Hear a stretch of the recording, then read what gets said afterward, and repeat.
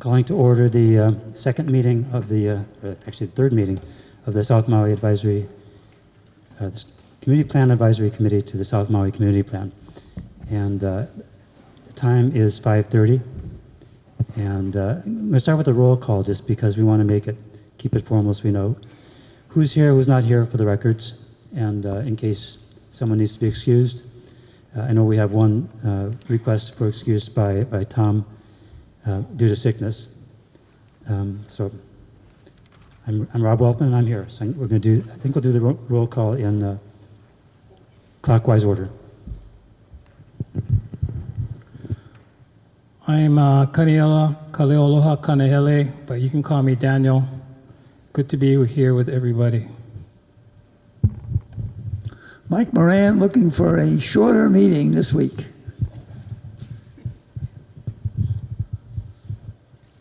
It's okay. Jennifer Sullivan here tonight. Thank you. Tova Calendar, and I second Mike's request.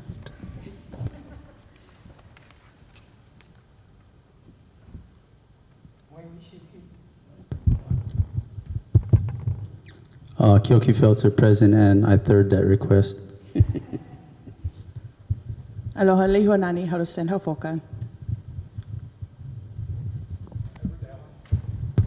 Ever Dowling. Vernon Kalani Kao. Aloha Korinemit Malo. So I find we do have quorum and can continue. Lina mai e na lalau ke kumike o lalau a o kai ulo no ka papa ho o lalau no Maui hama. A velina mai no hoi I ka poe o ke ena ho o lalau ke kalana o Maui a me ka leho o Maui ne. I piha pono paha ka hana I ka mokuna e kahi o ka papa a loko ke ahiahi. So as we started last week, we're going to continue this week, but this time with an introduction by Tova. Aloha kako. By way of introduction to myself and a topic, I'd like to talk about how I got here tonight, which is on my bike. So I bike for fun, and I bike to get from A to B. I am not a spandex biker. No offense to those who are. I have biked my whole life. I biked in Montreal till the snow was too much. I biked in Vancouver Island until I had to get really, really waterproof panniers. I biked in Japan until they added another school a city away and I had to take the train, so I just got a second bike at the other station so I could still commute by bike. I biked to the government office when I lived in Laos through monsoon rains in dirt roads, and it was still safe to do that. And I biked everywhere else I've lived. So you can imagine my shock when I moved to Maui in 2005 and was told by my recruiter, oh no, you are not only going to have to buy your first car, you're going to have to love driving it because there's no other safe way to get around in Maui. So she was right. It is true. It was called out in the plan from 24 years ago, the need. It's called out in the section we're reviewing again today that need has not been met.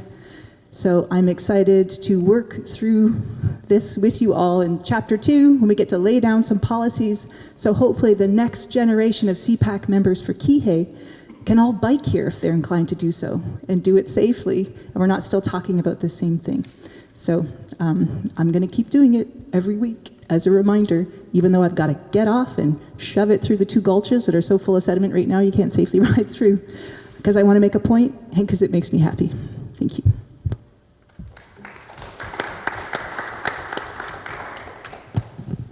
Thank you. Very, very timely and topical. So who will do the next introduction? And, you know, in my opinion, it should be either about yourself or about the South Maui Community Plan or both, but it doesn't have to be. Jennifer will take it? Yeah. Okay, cool. Well, next week, yeah. Yeah. Okay, you got a week. You got a week on you. Okay. I'm wondering if, I did send an email about this, but if you guys are prepared to just show the website on the screen behind us and explain how it can be used both by the members of the committee as well as by the community, because I think not everyone's aware of all the things that are there and how to get to them. No, show the actual website and what's on it.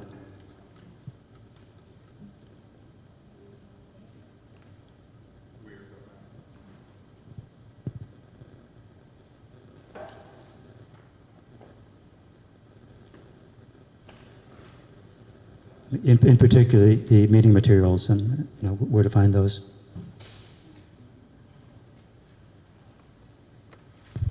So as you saw, Brendan typed in "We Are South Maui," and you get the website up. And then if you click on the draft plan review, then you can scroll down, and there's the upcoming meeting agenda, so that's just next week's meeting. And then there are the meeting materials,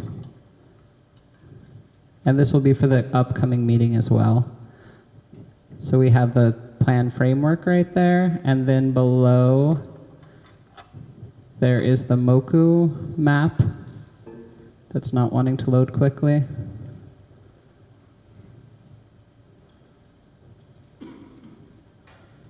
And there are all the other maps as well for this week. If we get other information in at least 48 hours in advance, then we may be able to post it here. And then there is the handout from the CPAC members, is another place we have Rob Weltman's right here. And then if you want to look for last week's meeting materials, it will be right here. There will be videos posted. We do not have the video ready for posting yet. Thank you. Yeah, a lot of good stuff there. I have some housekeeping things before we start the actual meeting. So I don't feel like we did a good job of breaks, either the first meeting or the second meeting. So this time, the proposal is, and it's actually in the agenda that's in front of you, the white paper one. We have we planned for 2 breaks of just 10 minutes each. And so is that okay with everyone? Two 10-minute breaks rather than a 30-minute break. That'll help us reach the goal of finishing earlier, I think. Okay. Another question that came up is, do we really need or want full meals every time? And there was a comment that most of the meals were either kind of just left on the table, or sometimes people took them home. I personally do not need a full meal at this time of day. And so a couple of other options are just snacks, fruit and things like that. There was a request for chocolate chip cookies. I think that can be accommodated. Another option is sandwiches. Another option is pizza, but something lighter than a full meal. So this is not going to be a vote. I'm just asking, does anyone have an opinion on that, or opposed to lightening up the meal? Yeah, I Lighten up. agree. We don't need a meal. I'm in favor of that. And if I could just say one thing, it'd be nice if something was packaged. If you are going to give us, it's flu season, it might be a nice idea not to have a platter of cheese that people are picking at. Just my thought. I personally find it really helpful that food is provided. If it was lighter, that's fine, but to not have to think about it after work and getting here, it is helpful this is mealtime for me, so I appreciate that. Okay, very good. So it sounds like people agree to keep the meals, but make them lighter. We started off with a 3-minute limit for comments by members during our discussions, and we can change that to wherever we want to. I think 3 minutes is good to begin with. We can. If it turns out later that people feel like they're rushed and they can't say what they wanted to say, we can extend it. But does anyone want to change that right now to say 5 minutes? Okay.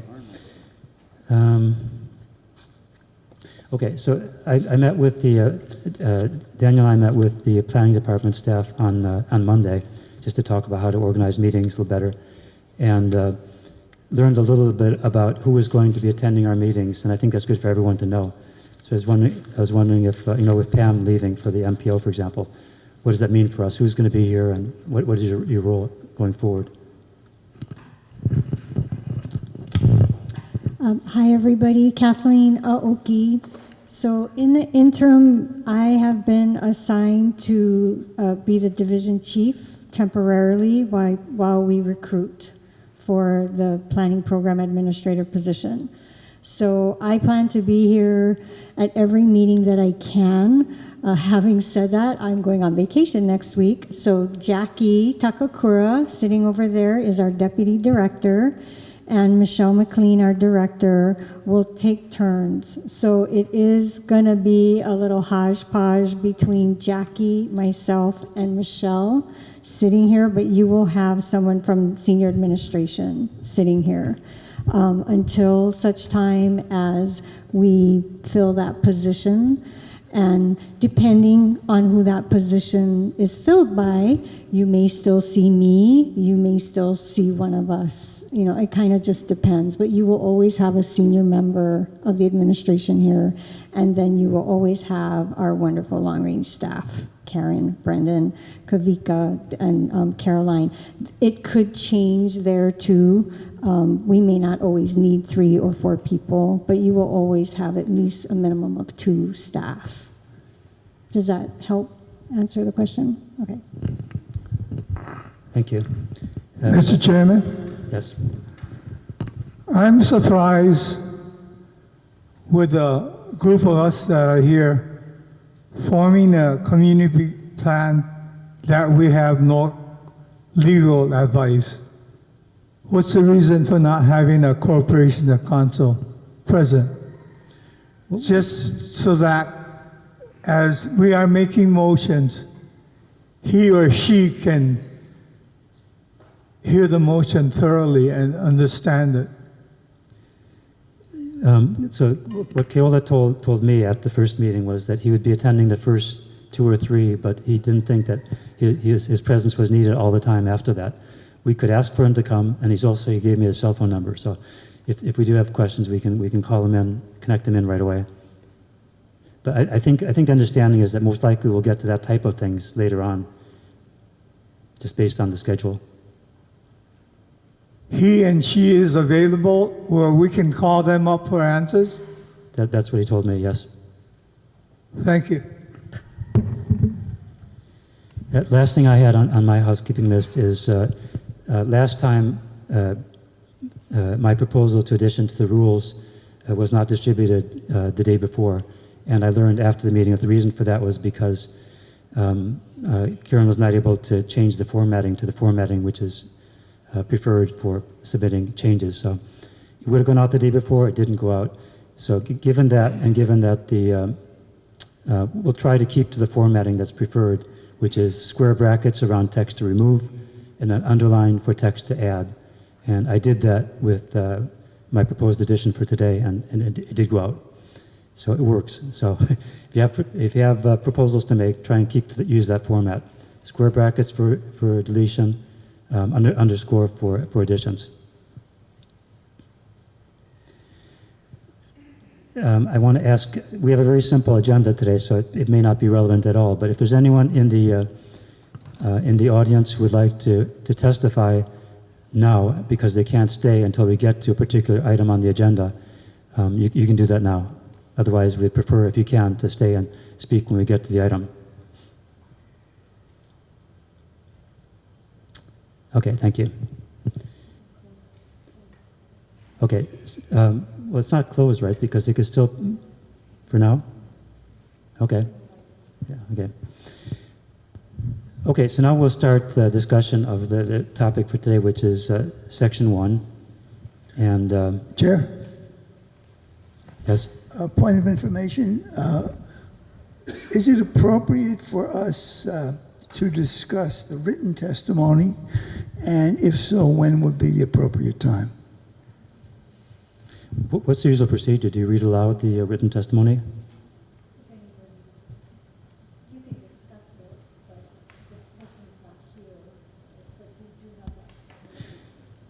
Okay, so my preference would be to discuss them, if at all possible, in their context. In other words, when we get to the item that's relevant to, because otherwise it's kind of it's hard for everybody. So we have so it's suggested to me that we should go through the Section 1 page by page, and we'll do that. We'll still try and finish early. We'll do that just to make sure that everyone's on the same page and that we agree and that we've covered everything. And that means that we'll wait with the proposed alternate maps until we get to that section. So this projector is very hot. If I'm going to tolerate it, if it's helpful in order to put the appropriate page on the screen so everyone knows what we're looking at.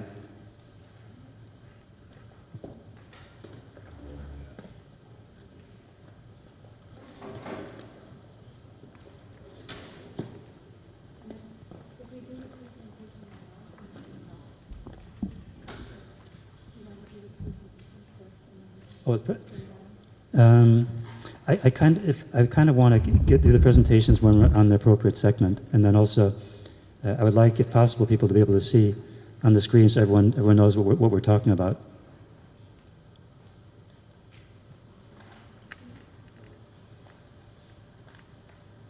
Although actually one of them comes up right away. It's like on the second page.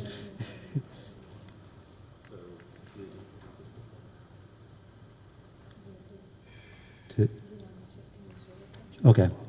Yep.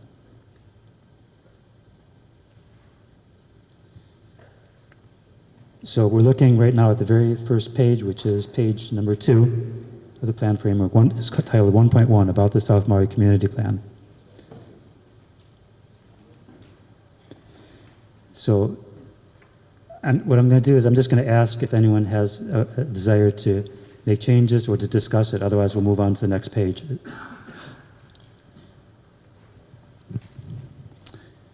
So hearing nothing, and move on to page 2, which is of interest because it's the South Maui Moku districts, and for that we have some proposed new alternatives for maps, and I'll let the department to present the alternatives.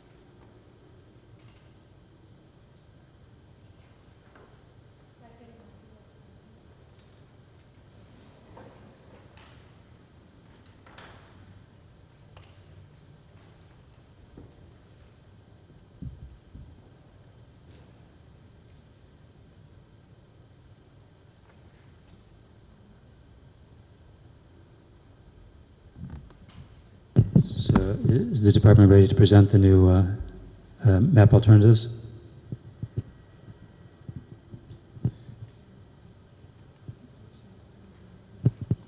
Okay, Karen will present the new map alternatives. So last time when we discussed this, we were concerned that the map showing Ahupua'a and district, it truncated, abbreviated the Ahupua'a and made it look like they only extended to the boundaries of the district rather than going up the mountain, which of course is what Ahupua'a do.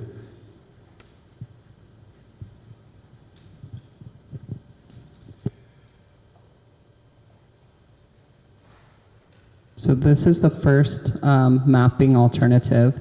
This is what I heard when you were making a motion to have 2 maps. So one would be Ahupua'a and the other would be the district boundary. This was sort of what we proposed with the fade outside the boundary and then the boundary shown with the Ahupua'a fully connected from the Maukata Makai. And then this is the third iteration that has the Ahupua'a all one color, so you can see the connection, and the district boundary as a thinner line. So it just shows the disconnection, but it also shows the connection that should be there. This color is rainbow, and the reason I selected this one was because it shows each Ahupua'a very distinctly. Whereas when we used the more earth tone ochre colors, Some of the ahupua'a actually blended together and it was difficult to see. But this is for you to discuss. If you want to pause here and discuss the ahupua'a, you can do that. Or I can continue with the moku. I think it'd be good to get the moku map too, so we see the entire set of options. It kind of affects the relationship between the moku and the... In regards to this specific one, yeah, because we just left off at 3, I think, right? But we're supposed to be on page 9. That's what you're referring to, yeah? With This is new one? page 9, yeah. Yeah, okay, good. I just want to make sure. And so the next one, this is the moku maps. The moku with the that is not titled correctly, but it is the full moku map, and then that's the district boundary. The same idea where they're separated. And this one has lacks the fade the whole way down, so it's kind of segments out South Maui. And then we have the fully connected color with the thinner line. And the title is also changed to say moku with district boundary or ahupua'a with district boundary, as opposed to the way it is currently phrased.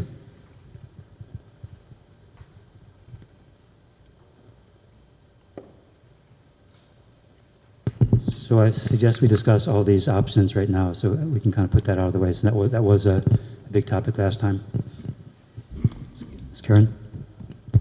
Do you want us to turn off the projector now, or would you like to have it up in the background? I think it should be up and able to switch between them as committee members ask questions and want to review. Okay. Kilke? Chair, excuse me, guys. So when I was at home reviewing these map options that planning had sent, a thought came to my mind, and while I understand exactly what's going on, not to put you on the spot, Vernon, but I was like, I really like to hear what Brother Vernon and Brother Cody have to say, you know, because for me, these are good renditions. Thank you, Karen.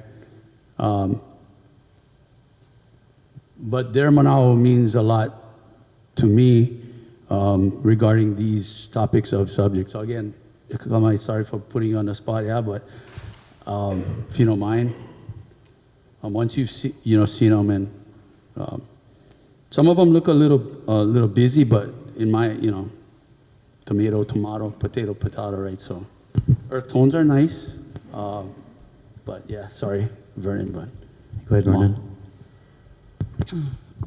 Okay, so mahalo to the GIS, team that actually whipped this out really quick, and we got what we got. So if you look at the moku map, it's just the moku.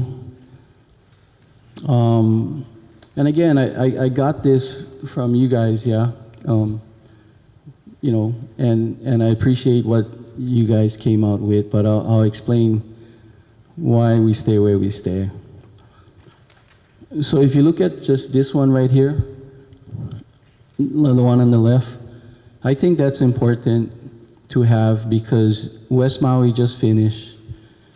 Now it's our turn. Eventually you'll be going to Wailuku and going around the island, and I think right off the back we got to feature the 12 mokus of Maui Nui.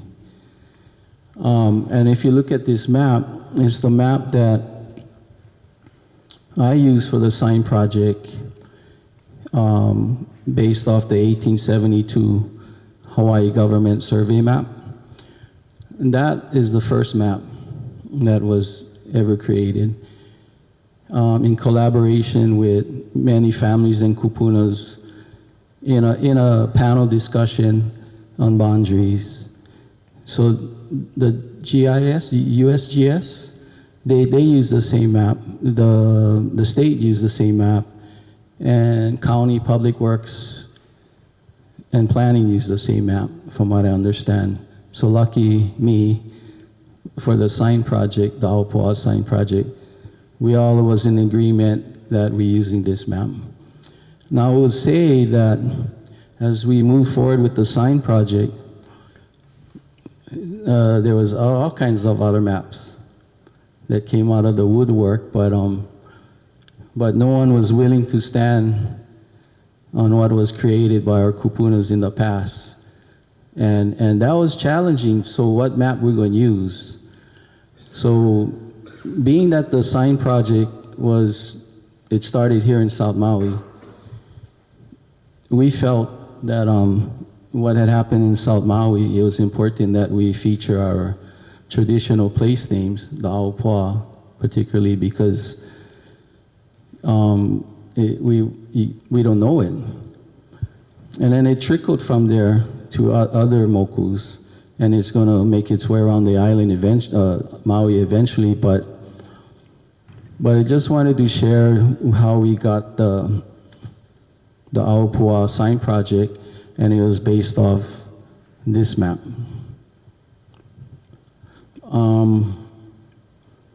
And in this map, it features the 12 mokus or district, the traditional boundaries of Maui. The other map, I like the rainbow one because when you're talking like earth tones, it can get confusing, and there's going to be a lot of different version of mustard colors. You see, because I was in the same predicament for the sign project. So my thinking was I'm going to make the signs look colorful, and not knowing where that was going to take us. So everybody embraces it. There's counter to the colors on the sign to the area of that Aupua too. There's a story to the colors of those signs to that Aupua. Never thought about it, never planned. Might just put it in there and it just happens organically. So I like this one, and if not, we can go with the earth tone version. If we're going with the earth tone version, we should keep the Mauka and the Makai earth tone colors the same, because you have those black, the boundary lines. It already separates our South Maui political community plan kind of thing. Make sense, everybody? And I like this because it's going to help our future people, keikis, to understand, hey, how come not Kihei? You know, oh, we never knew Kula was that big. So I hope that helps. Yep. Thank you.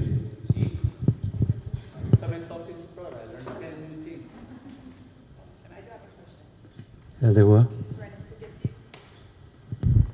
Get this one as well. So which one we're going to use? With the, So we can go with the rainbow, out of these two. or we can go with same like the rainbow, but they're using earth tones, yeah. So you get the earth tone, and then you get the rainbow version. I think it was for this one, Vern. Not those that you just. Oh, sorry, the first moku. one. Yeah, because one get the border. This one, or get the one without it. So which one you referring to? That's the better. Oh, I see what you. Sorry, Lewa. So Yeah. it's the one, just the moku. No, not that one. Not that one. That one on the left. Okay, you don't like that one. No, the left one is good. Yeah, the left one good. The one without the lines that you see up there. That's right. You know why? Okay. I see. That one features all the 12 mokus. Okay. You know, and when this community plan goes around, it's gonna be the 12 mokus, and then all those boundaries of the community plan boundaries can overlay over the mokus, if that makes sense. Mm-hmm. Because the other one has the Aupua, right? Am I making sense, Lewa? Yeah, absolutely. Okay, I'm sorry. Am I making? So, one real quick thing, I don't mean to confuse things even more, but like the first thing I noticed with the Mokuit district boundary, it doesn't have the district boundary, so I just subconsciously scratched that out. Is that, you see the Moku with district boundary? That one should just say Moku, yeah? Okay, simple, and like, you know, small kind. Eight pages, right? Yeah. You gave us 8 pages. Okay, so we're referring to page 9. That was the first one we talked about. Mm-hmm. So we can stick on that one. Because I don't know if we're bouncing back and forth, or we get 4 pages to choose from for page 9. Or maybe I'm the only one who's not getting this. So, Unless anyone has a strong preference for keeping the ones that are in the binder, let's just talk about the ones that are proposed here. I mean, you're welcome to Okay, reject the them, one but- Lehua was featuring, if we can put this one back up, Karen. isn't that the one there? Okay, so this one is the same like the other one. Yeah? If we're gonna keep this one, try keep the colors the same entirety, if that makes sense. Keep the colors, the shades the same. Because the black boundary or dots over there is still going to indicate, and that's the South Maui Community Plan. So this would work too, because you still have all the names of the mokus on here, but I think if you keep Puali Komohana, which is Wailuku, the same shade in the boxed area, and then vice versa with Honuoula and Kula, right? I'm hearing that you want the fade all the same on the map. You want all 12 moku, and you do want the district boundary. So it should be moku with district boundary with the fade all the same. So you see Kula, yeah? And then when you come into South Maui, it's a different brown, yeah? You gotta keep the entire moku of Wailuku, Honuaula, and Kula all the same. And then you have this one, yeah? For the other page, I think. And then this one still honor and features the traditional aopua that runs from Mauka to Makai. Can be the rainbow one or can be the earth tone one, either way. But keep all the colors in the aopua the same, consistent, because the designation with the dotted lines, we all know, everybody gonna know that's the political boundary kind of thing. So I think, in my opinion, the proposal, those two proposals, they address two of the things we asked for. One is to show that the ahupua'a goes all the way up; it doesn't end at the district boundary. And the other one is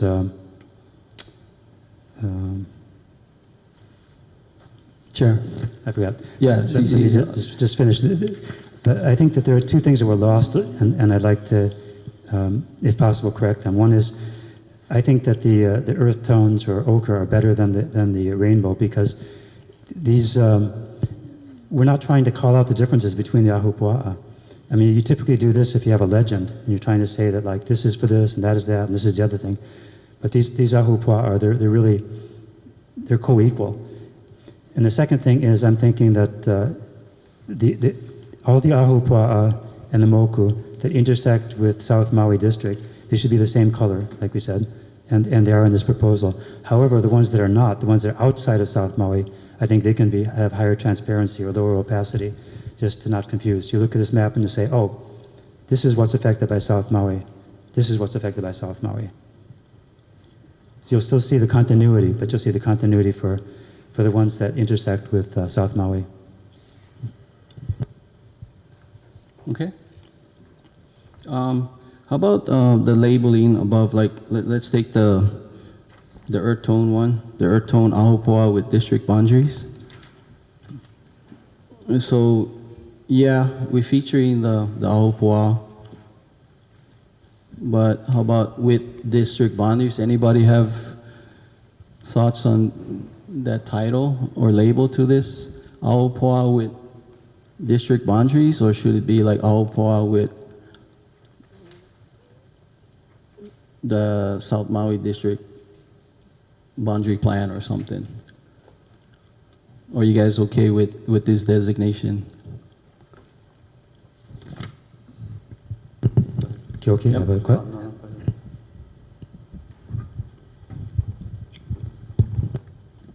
I agree with the keeping of the color, Makatumakai. So I guess I would say no to this map because of the differences in color would be a little bit more confusing to someone.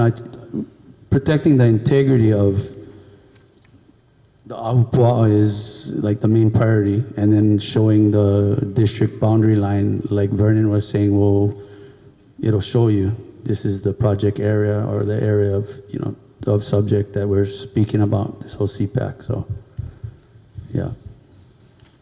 Okay, so like the rainbow one features that, yeah? Yeah. Malka Tumakai. And then you, if you like, you can make the black line a little bit thicker. Or light, like tanning color or something, because the rainbow colors are kind of dark. But if you know what I mean, that makes sense, guys? Because there's continuity here when we talk in the Aupua. If we're okay with this one. Yeah, or even the dash line, yeah. Or A broader the dash line. broken line action, yeah. So, For the title, it's I could not come up with anything that sounds good. I mean, this to me, what this is the intersection of the Ahupua'a with the South Maui district. But that's not very. It doesn't roll off my tongue anyway. yeah, I'm in agreement with him because I can't find anything, so that usually would mean we're going to roll with this for now. Because I don't know. Because this all going to be in the book anyway, so anybody that jump in this book, it's our South Maui community plan, so they got to figure out that this is all part of South Maui anyway, plan or no plan. So I'm okay with this designation because I can't come up with anything. That's why I was asking. Yeah, we got to move on, right? So, but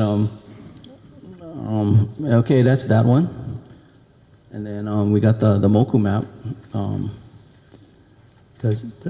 Does Wayne have a comment before we move on there? Why don't we go to Sue and mark 1, 2, 3, 4, 5, so that nobody gets confused? It's really simple. Learn how to count to 5. Mr. Chairman? Ahupua'a with district boundary, I noticed there is a couple of maps with it. Yeah. Can the planning staff help us mark the maps?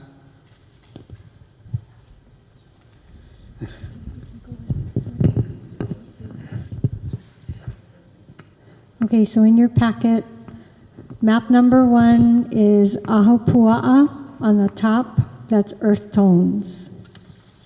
Number 1. Earth tones, Ahupua'a. Number 1.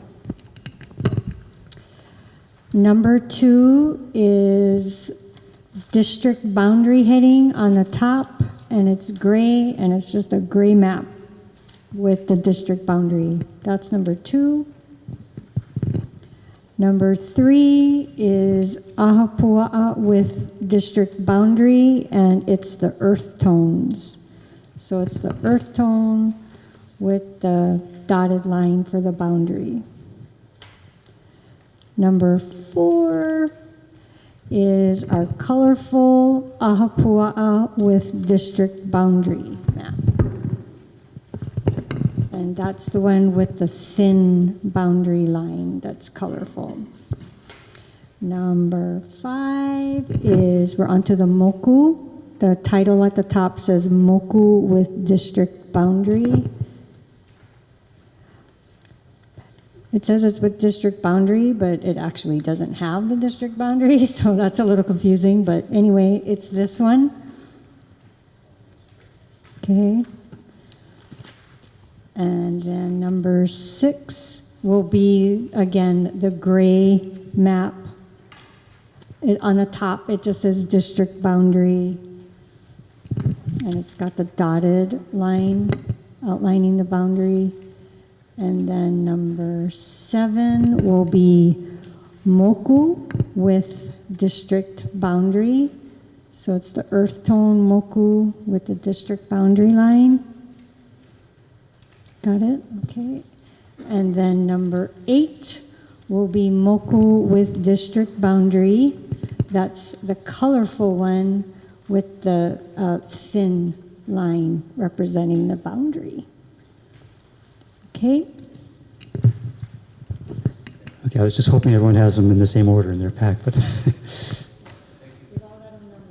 Okay.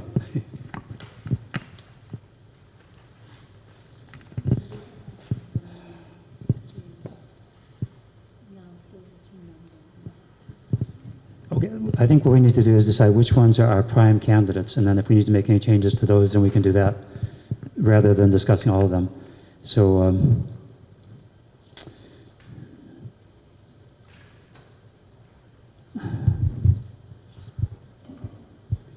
So you like me primo?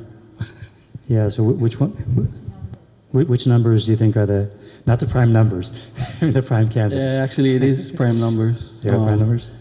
I like number 4, the Aupua with district boundaries. That's the rainbow one.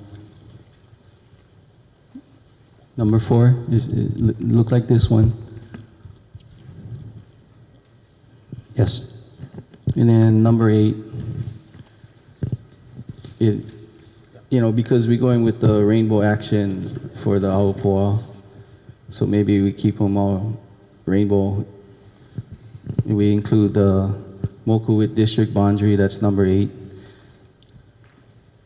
And it still features all the mokus of Maui. And there's that little black skinny line that still feature our community plan. And that can be fatten the lines if you guys choose to, just to indicate.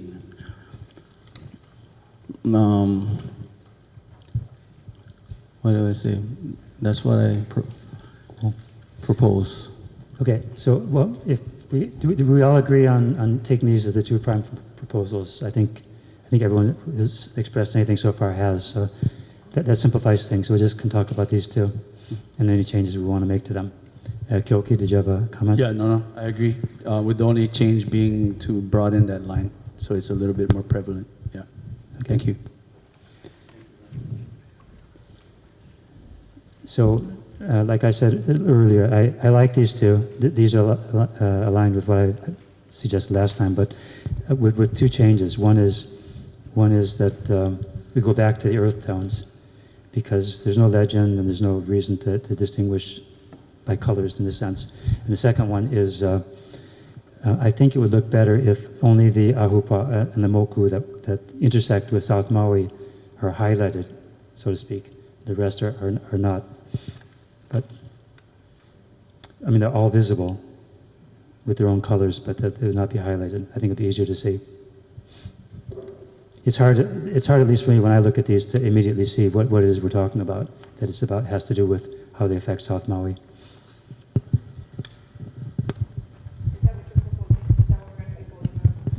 Those are just my thoughts. I mean. Absolutely. So I like the colored ones because I think it's significant to have the colors, and because of the, how it related to the history, as Vernon had pointed out. So that's just my mana'o, because I know we're going to continue to go on and on, but I like the ones with the color.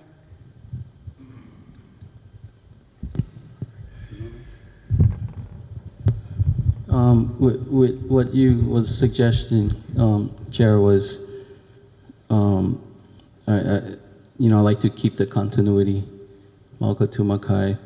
I think if you guys just highlight, like with the black lines, something that would stand out, indicating that within those boundaries is our South Maui community plan. That makes sense? Makes sense? So if we look at this one, you see how thin the line is, because I can understand what Chair is sharing and trying to change the tone of the colors in the Kulakai area of South Maui. I know what he's saying is just so that it causes separation to indicate our community plan boundaries and the Moku boundary of the Aupua. So if you can figure out a way how to fatten or change the lines of our community plan area and not change the continuity of the colors of each Aupua going Mauka to Makai. Can I read what I have for your full motion, or for what you would like fully? This was recommended by Vernon. Moku with a fade. Moku and Ahupua'a with the fade all the way through. You like map number 4 and map number 8 the best, which are the rainbow maps, and they say Ahupua'a with district boundary and Moku with district boundary. And you want the lines to be fattened around the community plan area so that it is obvious where that area is. Correct. Okay, I think we need an official motion, I think, to... Oh, that's why I need help. Because it's, okay, yeah, so I need help. So yeah, I mean, do I have to make the motion or? If you agree with the way Karen expressed it, you can just say that is my motion. Yeah, that is my motion. And then Everett is seconding. Okay. Clarifying question, Mr. Chair, and this is for Vernon. So I thought I heard you say earlier that when you did the Ahupua'a signage efforts, that the colors were chosen and that there was associated kauna and mo'olelo with the colors of the Ahupua'a work that you did. Accurate or inaccurate? Oh, the colors to the sign? Yeah. Yeah, so not going to take too much time. So when I was asked to do the Aupua sign project, I already started it. And like Waiakoa, if you look at the color of the sign, it's kind of red dirt. But the counter to that it relates to not only the soil, but the water warriors too, yeah? Up. So, and then Waihuli is the last fertile Aupua in the entire Kula, Moku. That's why it's green. So that just happened. It's not like one research or it's written. But when you take the time to look at the colors on the sign and the icons that I feature on there, it all relates. It just happened like that organically. So when I look at this rainbow map, yeah, I can go put Waihuli, the correct colors, but I'm not. This is fine. Okay. This is fine. Yeah, because, I so appreciate, the time we took the last time and now this does not deter from what we see on the road. This is like precedence for me and others, what we're setting forth for our future generation, because we never know Kula was that big. We never knew had all these Aupua that run Mauka to Makai.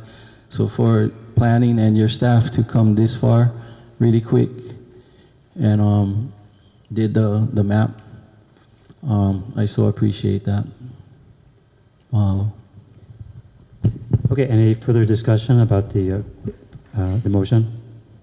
Daniel?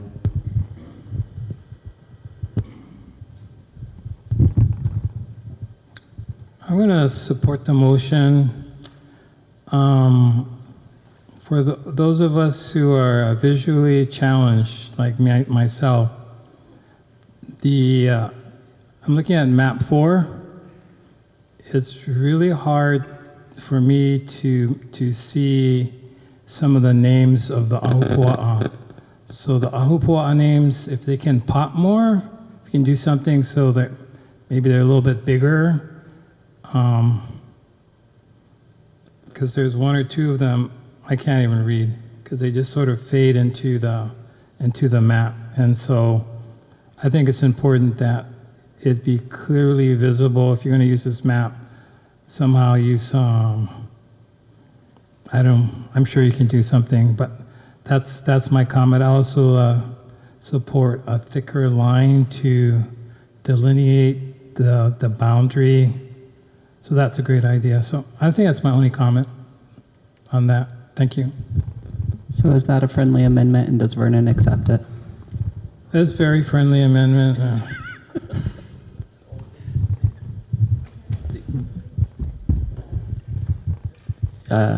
I'll agree to all this. You know, the other one got me dizzy, had so much motion, the last one.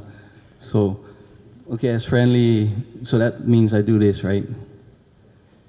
Yeah, so good point, because you can put like white or beige lettering, you know, because it's black and dark background. So you guys can figure out how to make that pop too, so.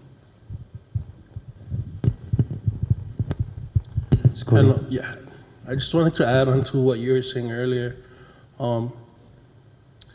I think it's important that we do designate it, you know, compared to all our other moku and ahupua'a.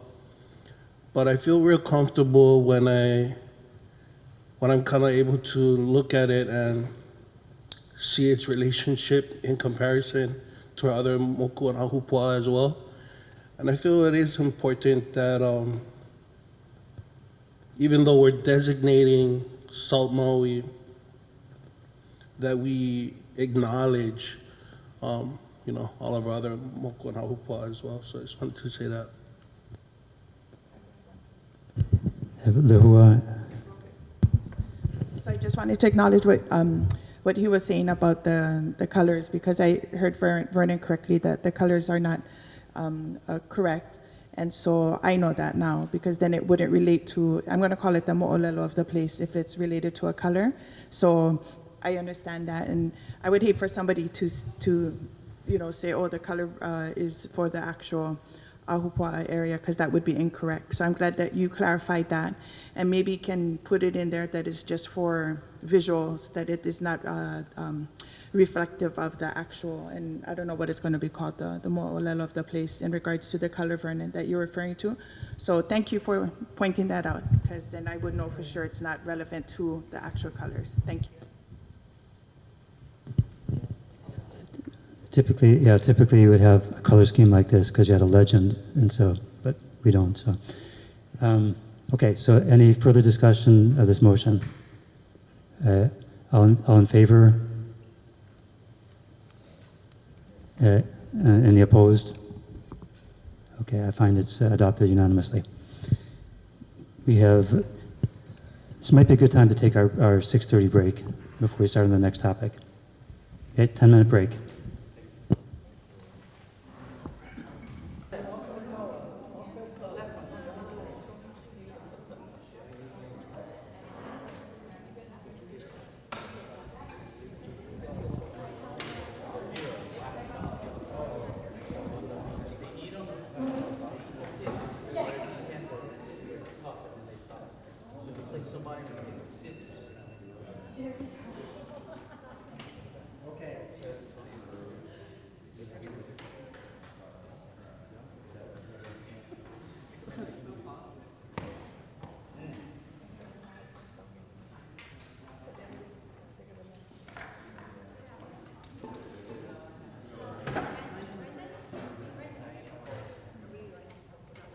Mic's up? They're having a problem with their mic.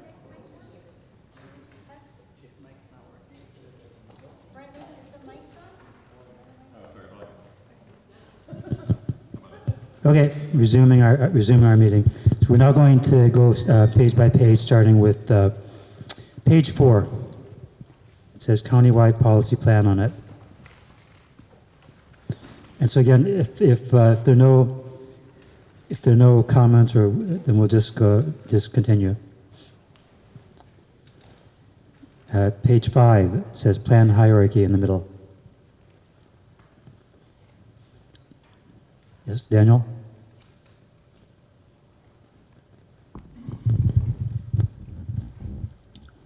Page 5, first paragraph in the middle, it reads, this plan focuses on how and where South Maui will grow and what this growth should look like to meet the needs of residents. the term residence comes up in the draft plan many times. What definition are you using for resident? Well, I think it's our, what definition are we using as resident? Because it's our plan. I didn't write those words. So what definition did whoever wrote those words had in mind when they used that word? And of course, we can always come up with our own definition. Karen? A resident is somebody who lives in South Maui.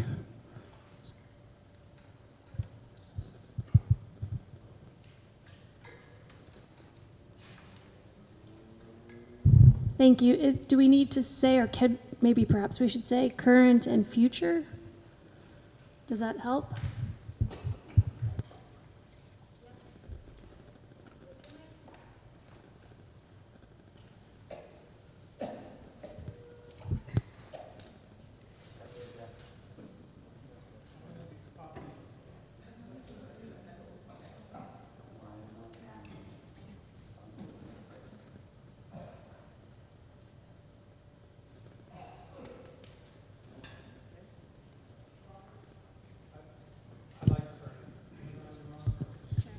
So I guess is that a proposal that it says current and future residents? Yes. I see people nodding. I'm not sure we really need to, do we really need to make a motion about small things like that? I don't think so. We can just say we want to make that change. No, I mean, if you live in Maui one day, does that make you a resident? I mean, what makes you a resident? If you're sleeping in the park, does that make you a resident? If you don't have a house, does that make you a resident? I mean, this is serving the needs of this plan is meant to serve the needs of residents or meet the needs of residents. So it's a very, very broad term. Anybody that lives in South Maui, no matter what their circumstances or however long they live here, whether they have a residence or not, is that a resident?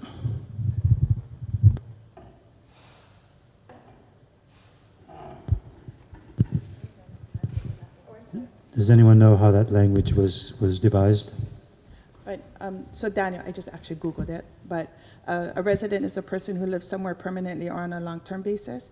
So is that also part-time and full-time? But permanently and somewhere, it just said somewhere. This is just a Google thing, but somewhere. Park, wherever they live, Kihei, I would support that. Wherever their hali is, wherever they sleep. So it said somewhere. It's a generic term, but it's just saying somewhere. So, and that would validate them. That would put value to that person. Is no matter where you sleep, where you live, you're a resident. That's just my mana'o. Sorry, I couldn't hear some of what you said. So I apologize. So I quickly Googled the word resident because I just wanted to make sure that I too understood. And I do get your question, and I apologize if I don't or not answering it properly. But for me, a resident is somebody who lives, like for example, in Kihei, somewhere, anywhere. On a permanent basis, whether full-time, and I don't know if you count part-time as permanent, but you live anywhere in Kihei, whether it's at the park, at the beach, in your car, and this puts value to each person. This is just my mana'o. So, and it's not to say for or against anything that you're saying, but I just want to share my mana'o, is that's whom I would consider a resident to be. So I don't know if that helps whatsoever, but, and I like what you had said about future or current and future residents as well. So, but wherever you lay your head, if you live in Kihei, because nowadays people, they gotta go wherever it's for sleep. So sometimes Kihei one day, Kanaha the next. So I don't know if that would help, yeah, somewhere permanently or long time. It's up to the individual. That's me. So do you have a proposal for a better word? No, I don't have a proposal for another word for resident. I just want us to all be on the same page. You know, when we're talking about resident, to be on the same page. You know, it's anybody that lives in Kihei or South Maui, whether they have a house or not, no matter how long they've been here. They've been here one day. They fly in from San Francisco, live here for a week, somewhere in Kihei, and fly out. As long as they're here, however long they're here, whether it's one day, they're a resident. So I just want to see if everybody's fine with that definition. That's Cody. I feel like maybe Daniel maybe trying to say something like, should a resident who's been here one day have say for a particular item compared to a resident who's been here maybe like 20, 30 years? And does it equal the same amount of, you know, does it matter the same amount? You know, I think that's a pretty valid thing to bring up, especially with the amount of growth that is happening and changes happening really quickly. Maybe someone here who's been here maybe one day doesn't really understand the issues that are happening compared to someone who has been here maybe longer.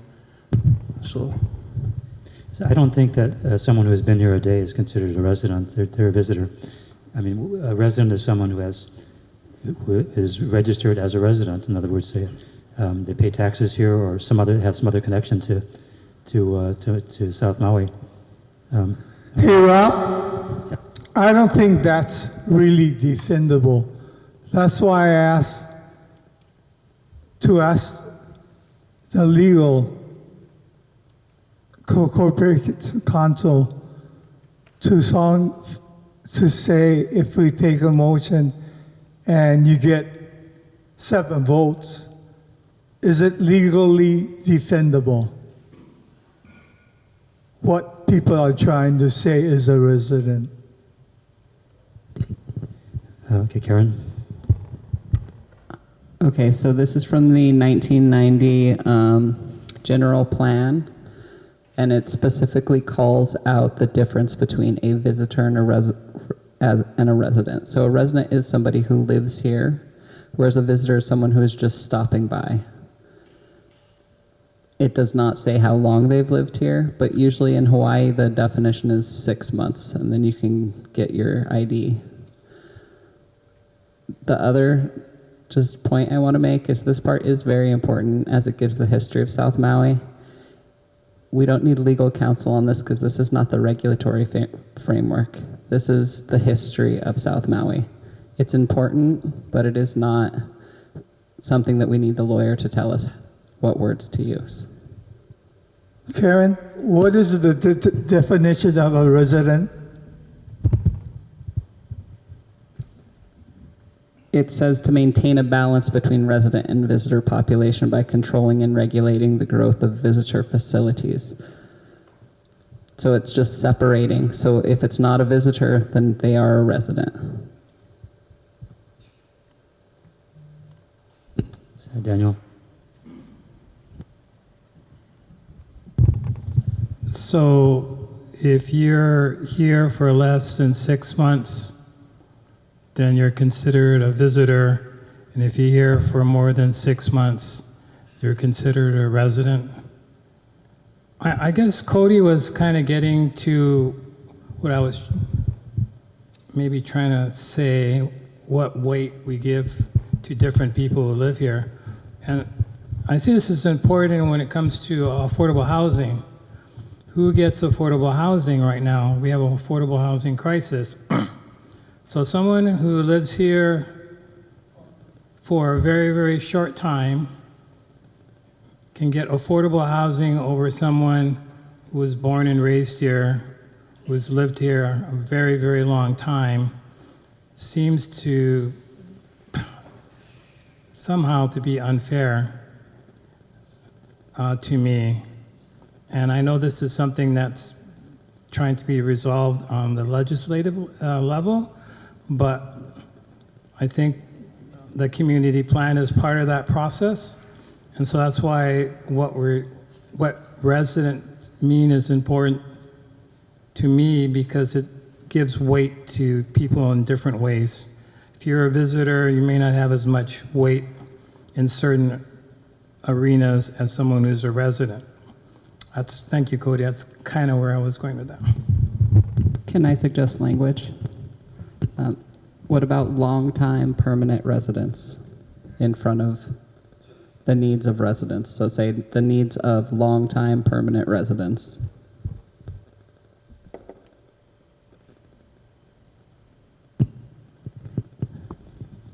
Well, for me, that's an improvement over just residents. Kind of qualifies what a resident is. Thank you. Mr. Chairman, Yes.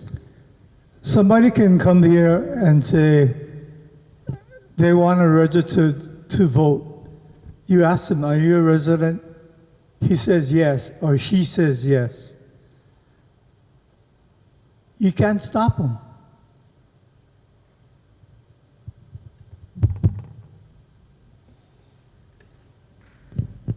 Tova. A lot of good points being made, but I guess I'm wondering about the language choice when contextualized here. Isn't the point of the word we're using for residents to be who we're keeping in mind as the vision that we're building this plan for? So there is no direct legal implication in terms of, the issues that are raised are real. But by saying this is who we're holding in our minds when we're building this plan, there's no policy implications. There's no legal implications. So I think it is important to be clear that we're all building the plan for the same end game. But I guess I'm not sure that we need to slice it 6 ways to Sunday if there isn't actually like a loaded legal thing behind it. So I think the definition here is just, the usage here is in contrast to visitors. In other words, the purpose of it is the benefit of the residents as opposed to the visitors. That's what the purpose is. I don't know if really any further definition of that is needed. Everett? I think we should just take out the word residents and say of the community. That actually doesn't distinguish between different parts of the community either, because if you really are concerned with people who have lived here longer than people who have not lived here as long, then that's really the same effect. So really the difference is between residents and visitors, or you could say community and visitors, but it's the same thing.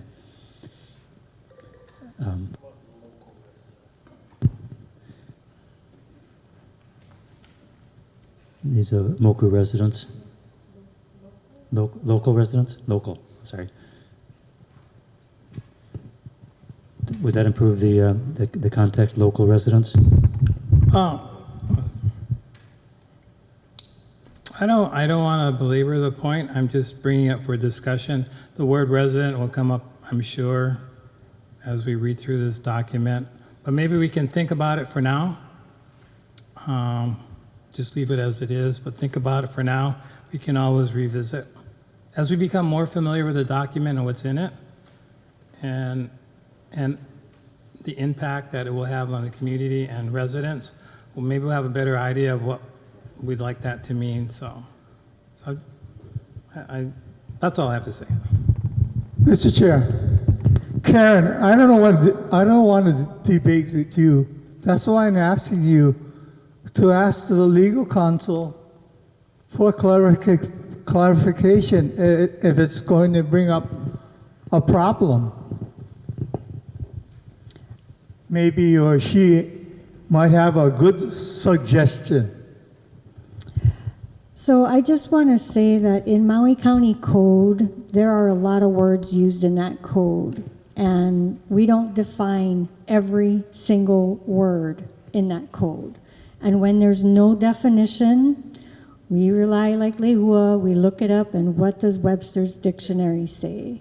And that's what legally we would default to. So in this situation, I looked in the definitions for this plan. We don't have a definition for resident, but we do have a definition for visitor. So that's in here.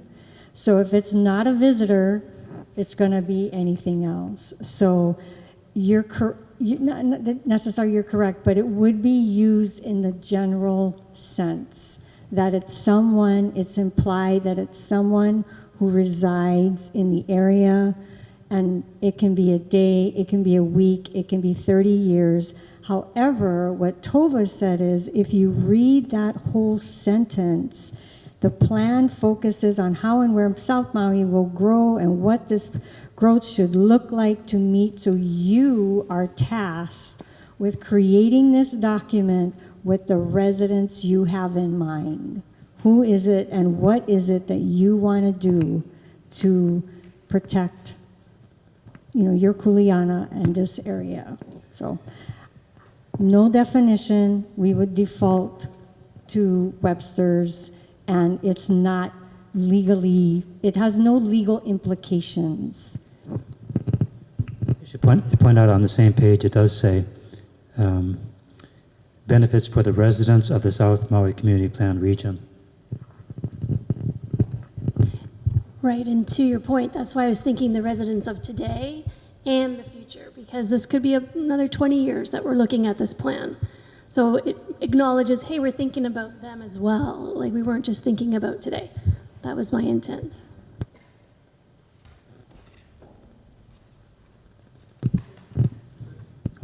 Okay, I guess, do we have agreement to replace needs of residents with current and future residents? Okay, good. Move on. Anything more on page 5? Page 6, how to change this plan. Yes. Because it's going to save time for the future. So if we're changing the verbiage here, maybe change them throughout if it's applicable, so we don't have to keep pointing it out. If it says resident, if it's applicable, because it might be out of the, I don't say context or whatever it may be, but just to save time, if it's applicable to change it. So again, we don't need a vote, but I just wanted to point that out. I think I would personally, I would have to look through the whole thing to see what the context is, if it would make sense to change it in every single place. I can't do that without doing that. I think we should just treat this page and see if we come to another place where we feel it should change. Okay, page 6, how to change this plan.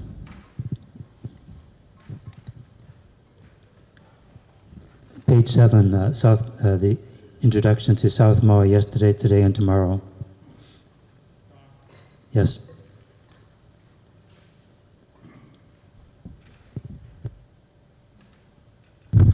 I just had a quick question on page 6. It says the community plan should be updated or revised every 10 years. Was that true for the 1998 plan? And why wasn't it updated and revised in 2008? And what's going to keep that from happening to, why wasn't it updated?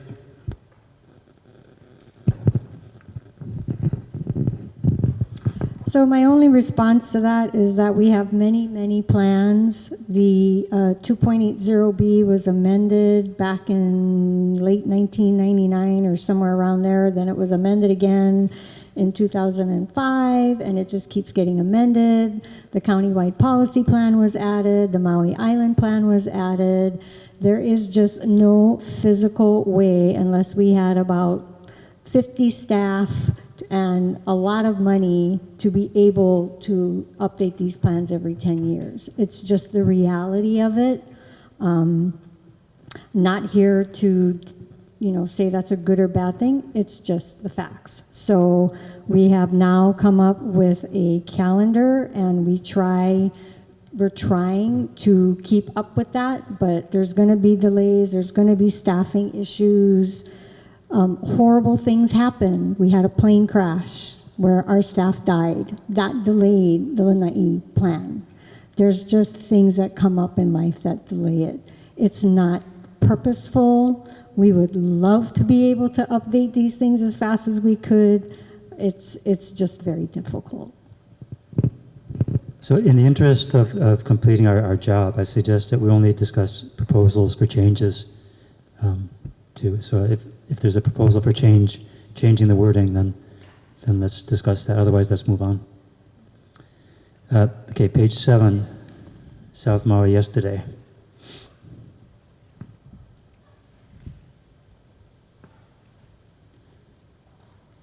Page 8, continuing South Maui yesterday.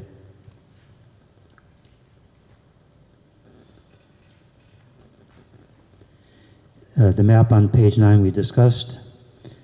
Page 10, continuing on South Maui yesterday.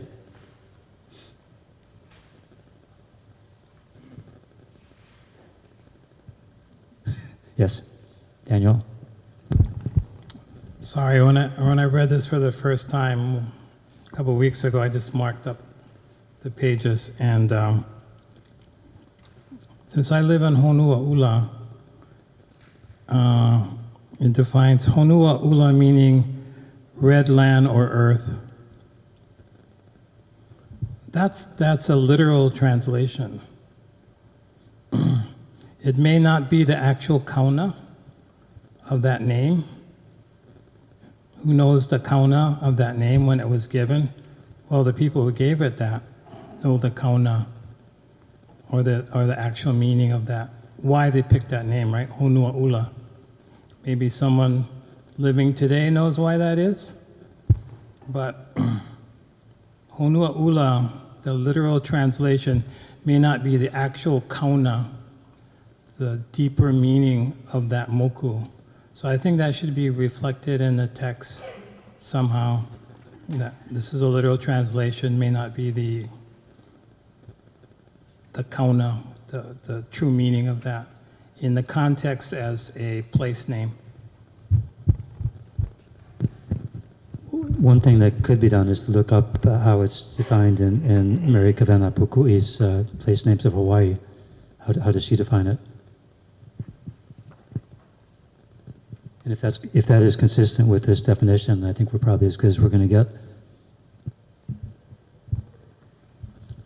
I don't know. Could look it up. Chair. So even when we refer to literature, it's and that's only my experience with the sign project. You know, it's needs more research. You know, respect to all those that created those literatures back then and still being used in our education system right now. So with the sign project, we take the discussion to the moku, the aopua, give families the opportunity to weigh in. I don't know what the Honuaula, you know, Ohana from that side, like Tanya and the mom, they weighed in on some of these things, but I feel what that Daniel is saying, we just need more looking into eventually. But yeah, because I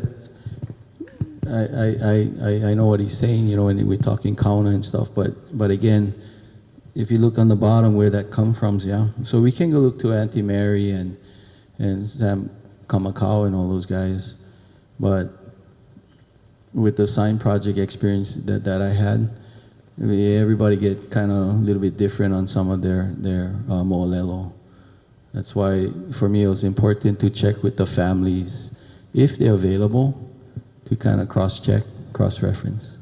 Chair? Yes.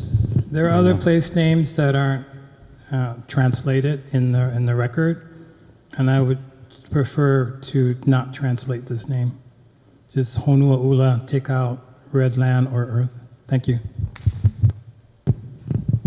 Another option would be to say literally, meaning literally red land or earth. No? Cody? Yeah, I support that. Honuaula and just kind of leaving it like that.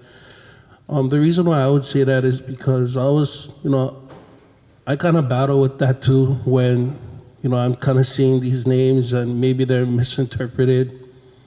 But I learned something pretty interesting recently. And, this Hawaiian term is called noahuna. And noahuna basically talks about, so you have your kauna. Yeah, and your kauna is like this deep meaning of these words or names. Then you have the noahuna. The noahuna is basically those who gave the name. Those who gave the name, this small circle of people who really know what that name means, right? And a lot of us will never know who those people are. But I think to keep it sacred like that, and to just kind of like, oh, that's what it means. We kind of honor that noahuna by, just keeping it hono'ula, and yeah, let people find what it means to them kauna-wise, but understanding to those families who come from hono'ula that there is a noahuna, that there is a deeper meaning from that small circle of people that did come up with this name. Chair, if I may. Yes, Daniel. Yeah, just to reflect on what Cody just said, I've spent hundreds and hundreds of hours walking Honua'ula. So I'm very kama'aina with that area. And it may mean something different to me than it may mean to some of you, depending on your experience with the aina. And so I think it would be better to leave it up to the individual to decide for themselves what that name means to them based on their experience with the aina there. I think it'd be safer to do that because we don't know. Maybe someone knows what the kupuna had in their mind when they named it Honua'ula, because Honua'ula has many kauna. Honua, the word honua, has many kauna, which kauna applies to this aina. So I think it's safer if, and I'm going to make a motion. I'm going to make a motion that we just leave Honua'ula and we delete meaning red land or earth. Let the name stand on its own. That's my motion. Okay, we have a motion and a second. Any further discussion? All in favor? Any opposed? I guess no.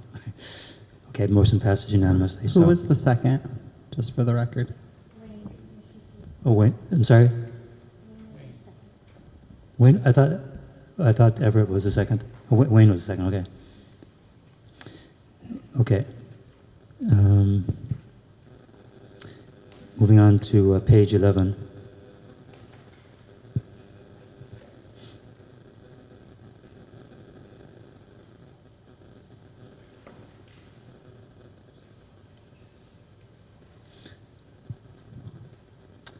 Page 12.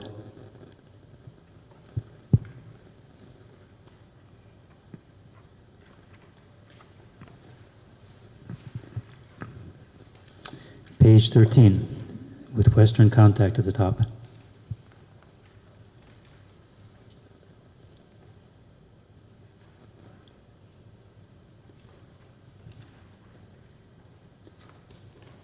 Page 14.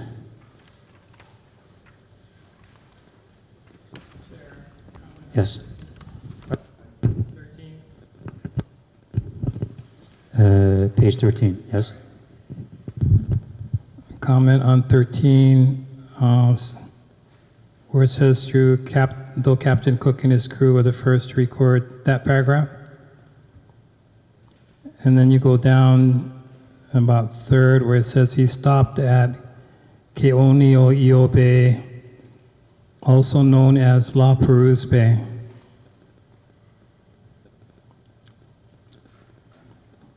I don't know. I'd really like to give more weight to Ke'onio versus La Perouse Bay, and so I'm suggesting also known today as La Perouse Bay. The traditional name is Ke'onio, as far as I know. But, after 1778, 1779, I forgot when La Perouse came to the Bay. Sometime after that, folks started calling La Perouse Bay, even though he was there for like one day. You know what I mean? One day. You had these old names. Now it's Keoneo and La Perouse. I stopped calling it La Perouse a long time ago. I only go with Keoneo. We need to use our place names. All respect to that French navigator who did it, well known, but. Would you express the emotion again, just so we can get it down? I know, also known today as La Perouse Bay. Wasn't known, I don't know when it started being called La Perouse Bay. Also known today, so I put in the word today. That's my motion. Seconded by Jennifer. Jennifer?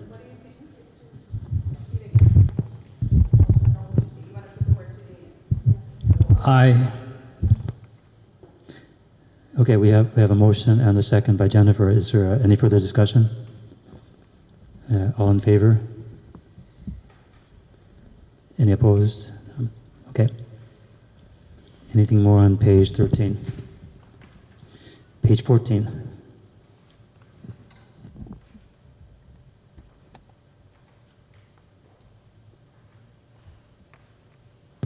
Page 15.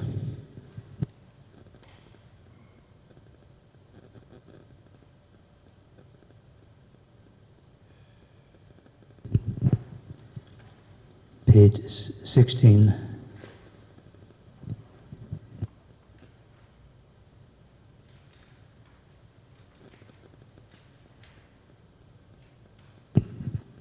Page 17.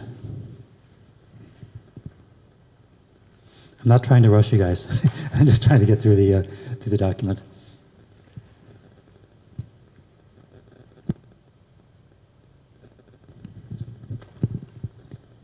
Page 18.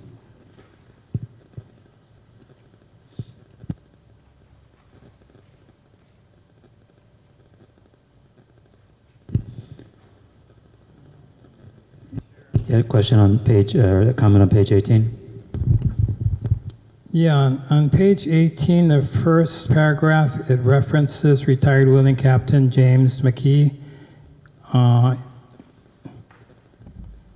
He was purchased the land he called Rose Ranch. Okay, the property changed hands multiple times over the years, becoming known as Rose Ranch. After being purchased by retired whaling captain James McKee in 1856. Given the competitive nature of sugar industry, the operations continually shifted with new owners into cattle ranching. Dr. James M. Raymond purchased the plantation in 1900. Okay, you missed one. You missed one owner there. James Isaac Dowsett.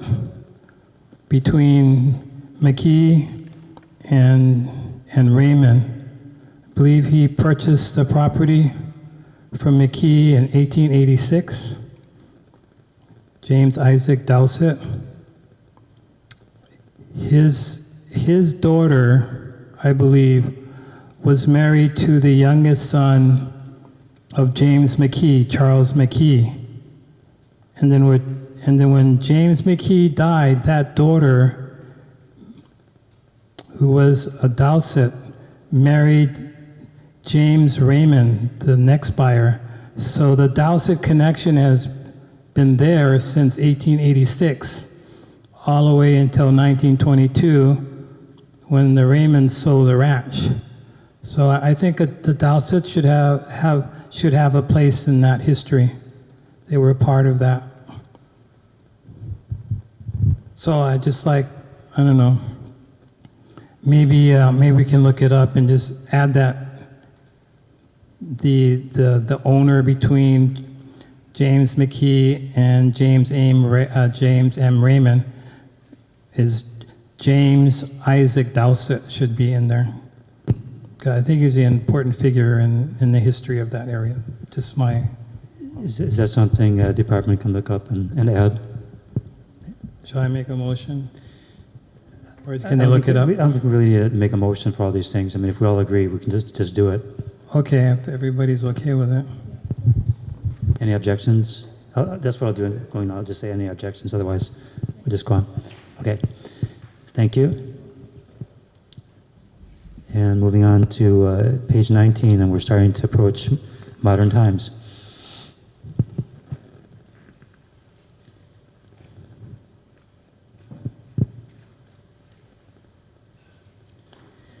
Page 20.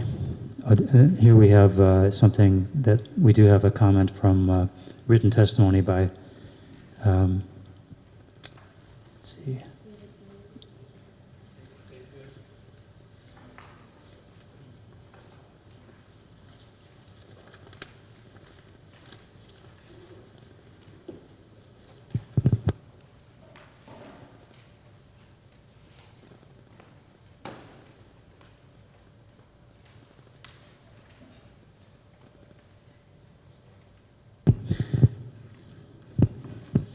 So we had written testimony by David Good that affects this section,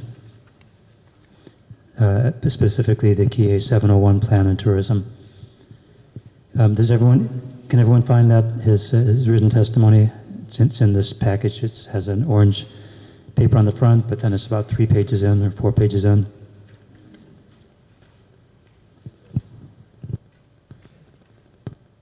We can obviously discuss anything else on that page as well, but I think we should take this into account here.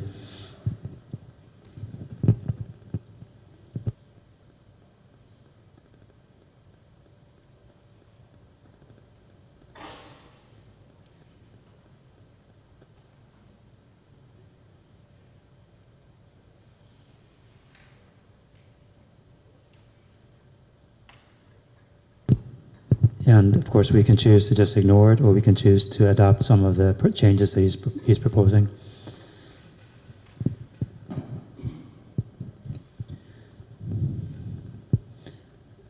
I think the gist of what he's saying is that KA 701 plan is given a bum rap in the plan. It wasn't as bad as it sounds, and I don't know because I was not here at that time, and I don't have enough context to know.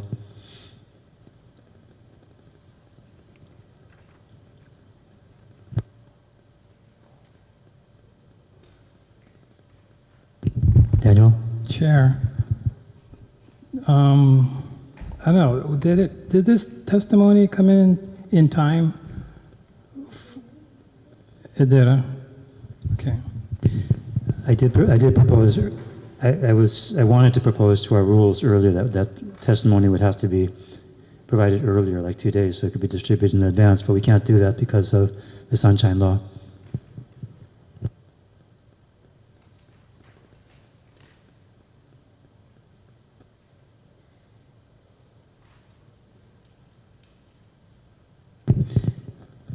Tova. I trust that Dave Good is providing the context because he had a vantage point to provide it. And it did, when I first read this without these edits, I did think, oh yeah, we did give a bum rap to the 701 plan. And I don't think to me it seems like it's just creating more context and it's a bit more balanced. It's just a little bit more nuanced about what else took place. So I personally thought it was, without the ability to fact check it myself and trusting that he had, it seemed fair to me. So I don't believe a written testifier can make a motion or so that would have to be someone around at this table says, I like this text, these are the changes I want to make. And it could either be verbatim or it could be, reformulating it. Yes, Everett? I move that we strike the last sentence in the second to the last paragraph on page 20. The design provided minimum transportation and drainage infrastructure.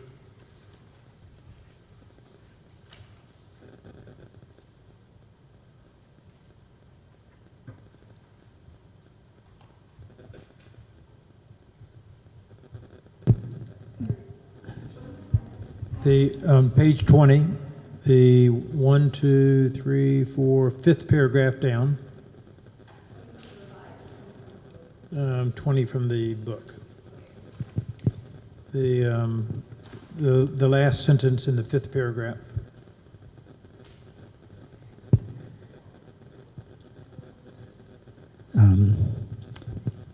Well, it seems to me like we are feeling the effects of insufficient transportation and drainage infrastructure to support the housing and commercial services we have. I agree with that, but I don't know if it's a result of Wailea's or the 701 plan. I think we're experiencing that because we haven't, there's a lot of planning and very little execution in the county of Maui, not just in Kihei, but throughout. And we haven't built the north-south collector road. We haven't built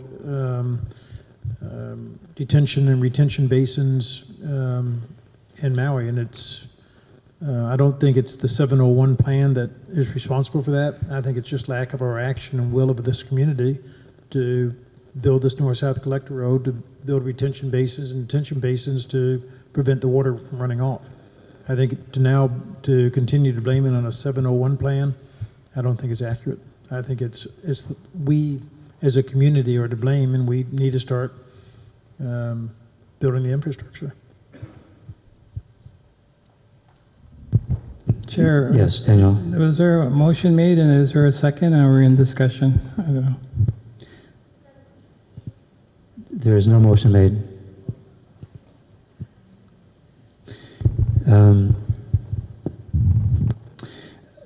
It is a valid point. In other words, was there a missing design, or was there a design and it was not implemented? And maybe someone whose experience goes further back can say which was the case. It's Karen. Do you support more gray infrastructure? Because the 701 plan, if it were followed, you need more drainage basins. That is missing in the 701 plan. The 1998 plan did attempt to correct it. This is calling out the problems in Kihei that were created by the plan. And you guys can disagree with that and put the language you like, or you can come back and read the 701 plan. It depends on what you want going forward. That's why this is getting called out, is because the 701 plan was a more traditional plan that relied on how we're going to develop our way out of problems. Daniel? So I think the plan did discuss the need for infrastructure, but I think it made assumptions that those improvements would be put in place by development, and that didn't happen in many cases. Also, unlike the 1998 plan, which called for infrastructure shall occur prior or concurrent to development, I don't think that was called out specifically in the 701 plan. In other words, they could move forward with projects that were in urban areas without the need for infrastructure, without that being, correct me if I'm wrong, but I don't think it was spelled out in that plan that infrastructure would have to happen prior to concurrent. So then you have this real slippery slope, right?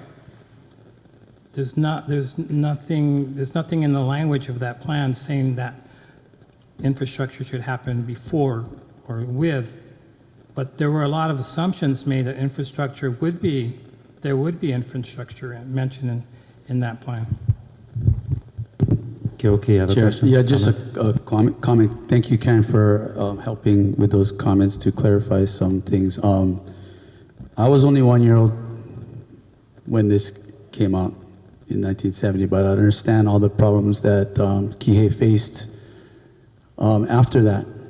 So a lot of things we learn in hindsight, because hindsight's always 20/20. So I think a good thing, obviously, ordinances, requirements change over time because, hindsight, right? if a more proactive approach can be taken to many a thing and not a reactive approach, I think a lot of problems can be avoided. Obviously, nothing's perfect, so there's still maybe issues even with a proactive approach, but I understand the evolution of requirements, right? So that's always something that we got to look at. So this, while being something that we're trying to learn from, because obviously from 1970 to now, we had a large window to look at all the different climate changes and how it's affecting Kihei, so we can avoid things in the future, right? So I understand this gentleman with lead cores. It feels like there's something a little deeper between this person and things going on with the county. So I just want to make mention that focus on what has happened because of these things without getting too into detail with pointing fingers at what and what and what. That can be left to opinion where definite effects of what had been built or not built cannot be as much debated, right? You guys understand kind of what I'm saying? So anyway, just comments on this. And again, thank you, Karen, for pointing out. So my feeling is that if this is correct, it should stay, because otherwise, how are we going to learn from it? So that's what I wanted to share. I just wrote down a note that I don't know if you can put this verbiage in or not, but exactly what Kyoki was saying, what you were saying, but many lessons have been learned from the 1970s, a part of history not wanting to be repeated. And so maybe something like that, you know, like use the synonyms when I'm looking for different words. I got to press synonyms and find something, but just a little bit more positive, because that's true, right? I mean, we all learn from the past, and I could repeat what Kyoki said, but number one, we learn from the past. That's how we learn and grow, and that's why we're here, because we don't want to repeat the past mistakes and hoping to prevent it, but that's how we learn from mistakes. So that's just my manao.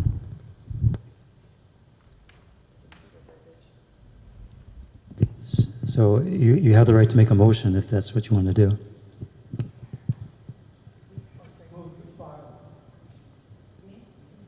No, Everett.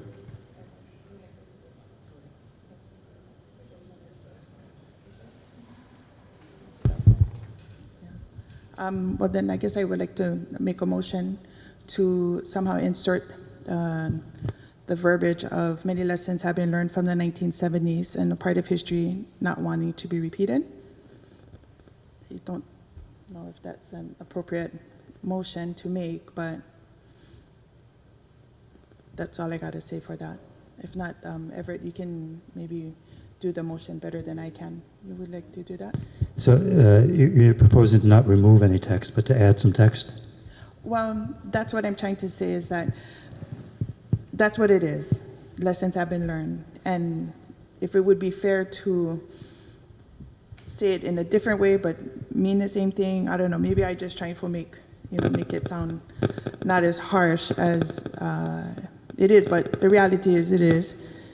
So, but what I'm hearing is that could we say something in this sense, that we learn from history?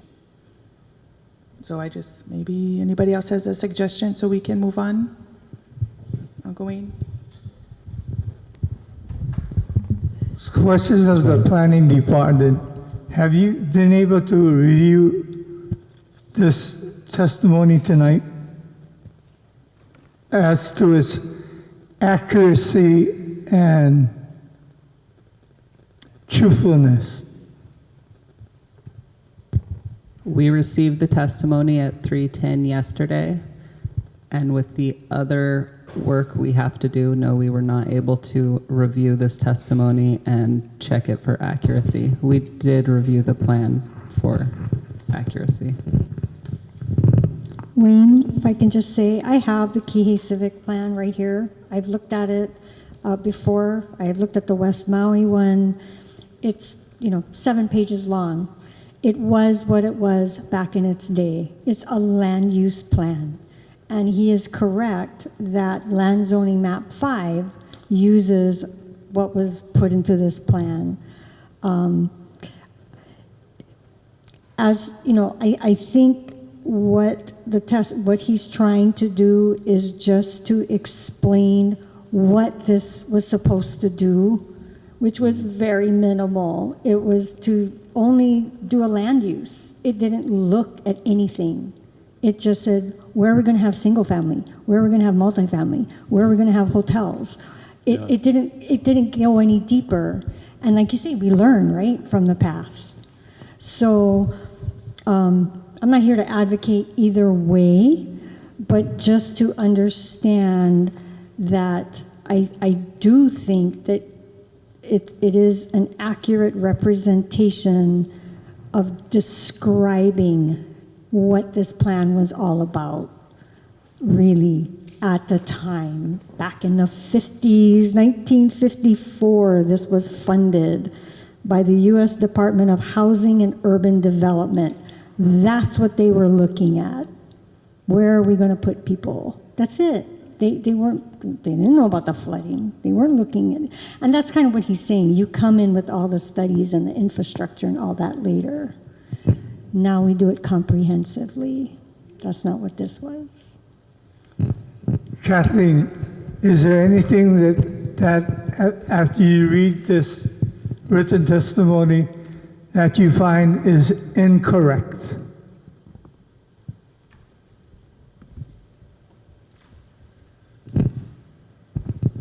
That's a dangerous question. Because I would say no at this point, but you know, if you want us to take a better look at this and try to do a little bit of research, we can, if that pleases the body.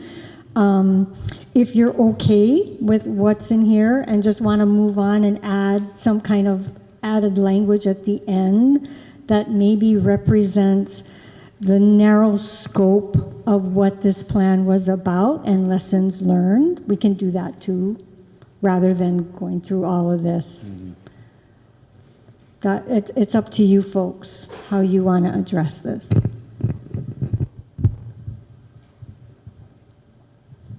Speak up. Daniel. Yeah, I appreciate Kathleen's suggestion. I would like that myself, because there's a lot of additional verbiage here that could be added to the plan. I really would like you to take a better look. I would like us to take a better look at it. I would like to. It's been a long time since I've read the first civic plan in Maui. Can we post that so that we can read it? It's not long. I know it's like what, 70 pages, 50 pages, very short, so we can see for ourselves, and then come back and revisit this.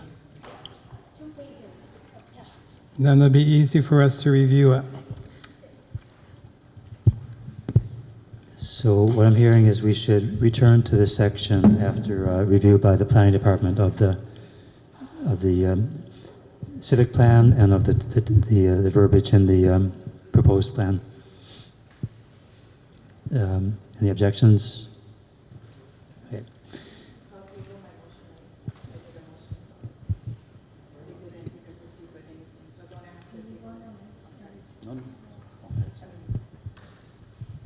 Just for official business, because I made a motion, so I'm going to either table it or scratch it. I don't know what the proper word is, but.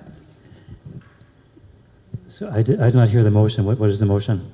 Oh, the motion was about the verbiage to add or delete, so there was a motion.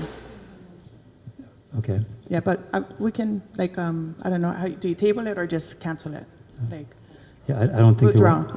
Withdraw. I'm going to withdraw my motion. Yeah, There we go. thank you. Okay.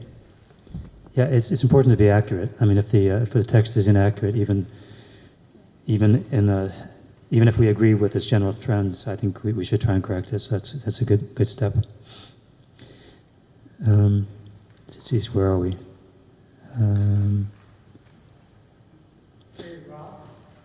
Yes. Can I speak for the last time? I realize this plan probably didn't anticipate so much visitor accommodations to be built in Wailea and you name it.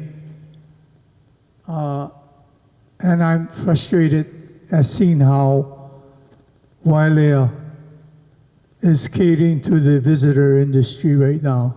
In fact, all the people within the state of Hawaii are probably reacting to over-tourism. It's a fact. And I say this is not factual. I think we should file this item. I'll make a motion to file the item. So you mean the text that follows Kihei 701 Plan and Tourism, the rest of that section? That's my motion and the reasoning. Okay. So the motion, as I understand it, is to remove the text starting with the heading, the Kihei 701 Plan and Tourism, through the end of page 21. Is there a second to that motion?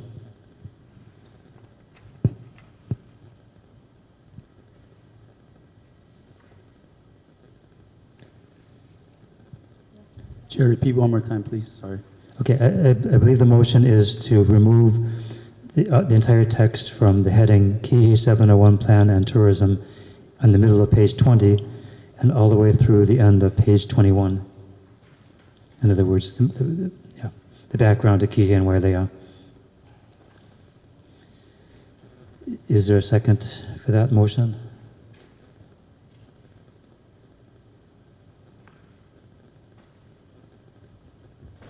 Okay, I find that motion fails. Personally, I think it's important to spell out this history, because if we don't spell out the history, we can't learn from it and do better. And we'll get some input from the planning department next time on if what it says really is correct.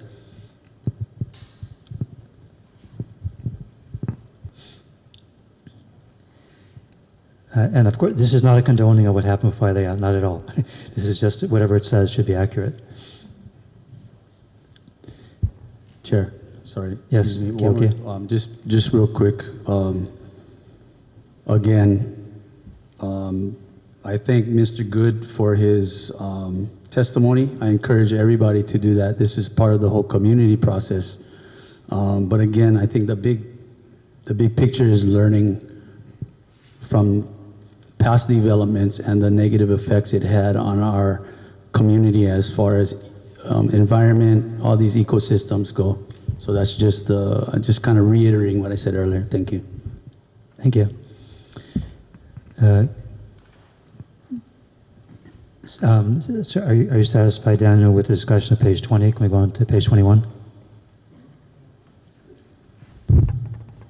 I just wanted to recommend one small change on page 20, the last paragraph, where it says, at the time, Alexander and Baldwin, the state largest sugar company, where the next sentence is A and B received permission from the State Land Use Commission to redirect 83 acres of agricultural land to urban use.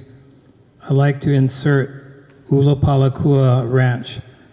So it would read, A and B received permission from the State Land Use Commission to redirect 830 acres of Ulapalakua land.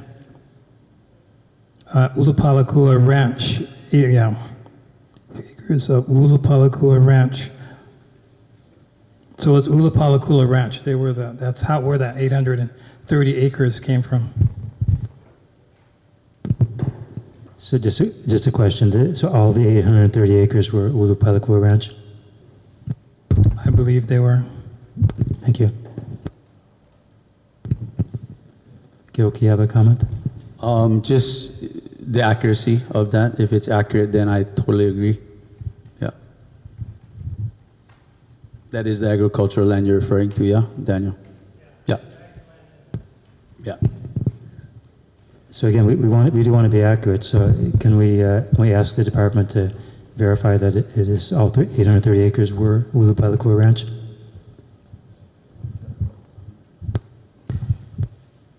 Should we ask the department to verify that all 830 acres were Ulupalakua Oh, yes, lands? please, thank you. Thank you. Okay. So we'll return to that segment, that paragraph next time. Page 21.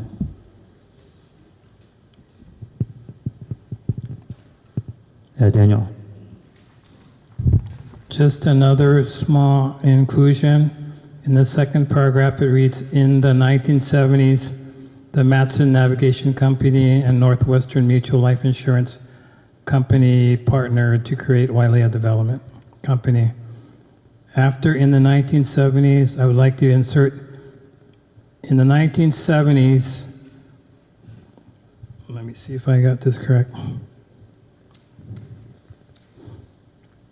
In the 1970s, the Matson Navigation Company, a subsidiary of A&B, or in the 1970s, was somewhere there should be a subsidiary of A&B in there, because Matson Navigation was a subsidiary of Alexander and Baldwin.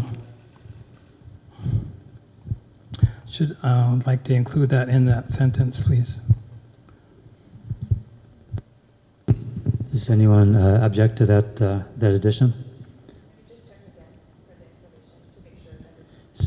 Ken? Sure.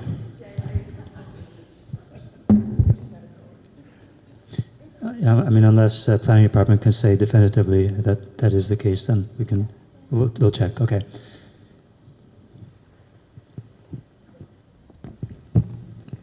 Anything more on page 21?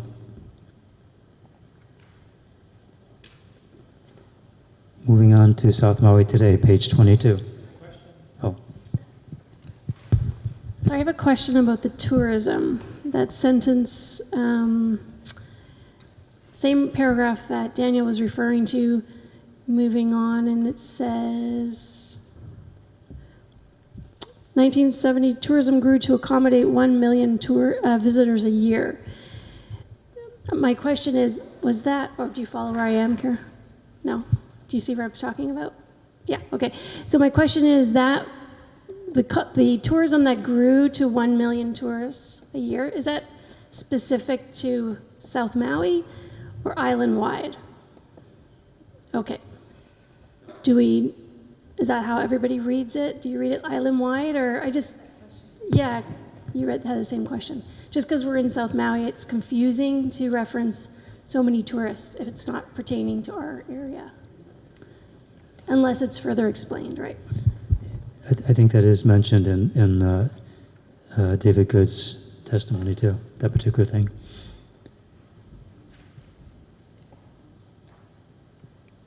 So could the planning department clarify if that number applies to Wailea, or if it applies to, as the paragraph is talking about, or if it applies to all of Maui? It applies to all of Maui, and David Good does say county-wide. That would be a good insertion to put in there. Any objections to adding county-wide tourism? Okay, thank you.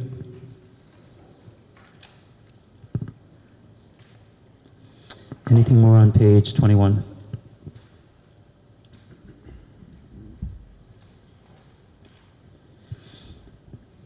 Okay, page 22, South Maui Today.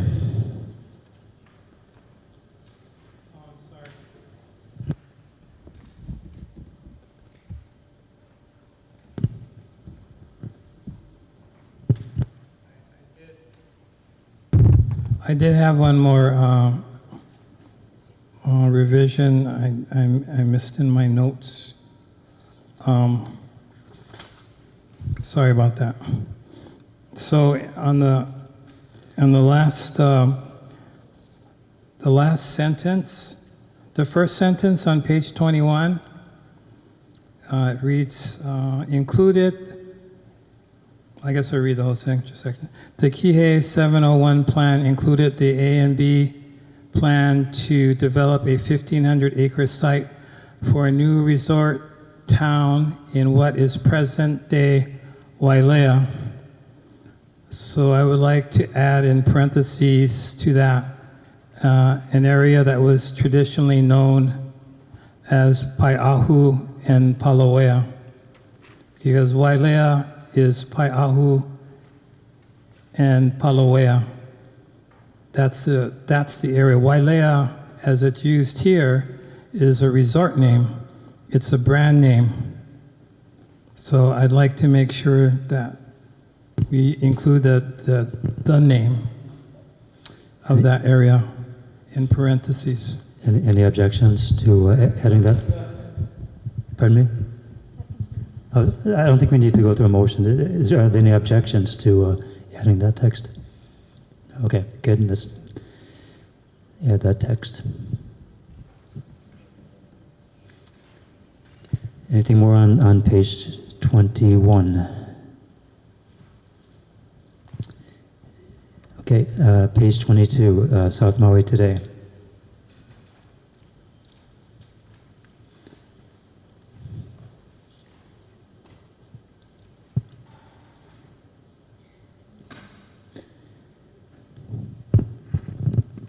Daniel, I just want to recognize that for page 22 in the last meeting, we have your notes about adding Mauka View Plains and Dark Skies. So just to remind everybody that that was talked about at the last meeting on page 22. I'm sorry, does that mean we have a proposal for new text? We did already. Okay, it's already added. Okay. There's a question from the room. For third paragraph, I'm not sure if this is what David is referring to, but third paragraph, South Maui is home to 29,000 residents. Is that full-time or part-time residents are counted in the numbers that are given? Just curious. So third paragraph down, page 22. Can Planning Department clarify? Just That curious. refers to full-time residents. Because that's what David is asking as well, so I have my notes asking the same question.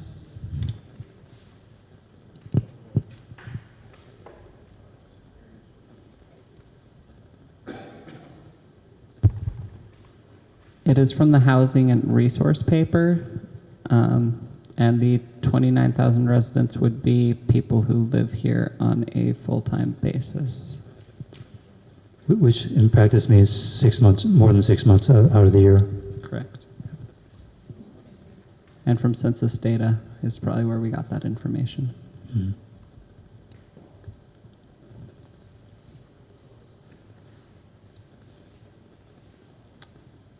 Anything more on page 22?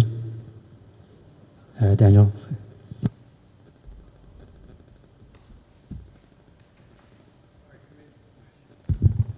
Committee members, thank you for your patience. But at our last meeting, I recommended some additional verbiage to the first paragraph. If you recall, with dark skies, Kathleen just brought up, and Mauka views.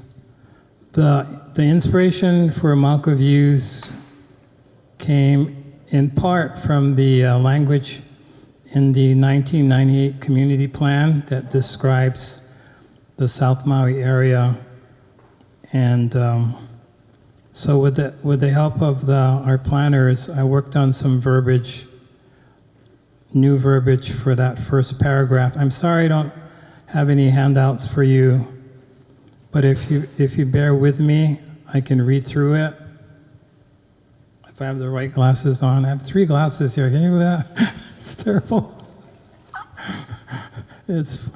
Anyway, I'm going to read through it, and then I'm going to make a motion, and if you second it, we can discuss it. But it's not a radical change. So I'm going to read my proposed language.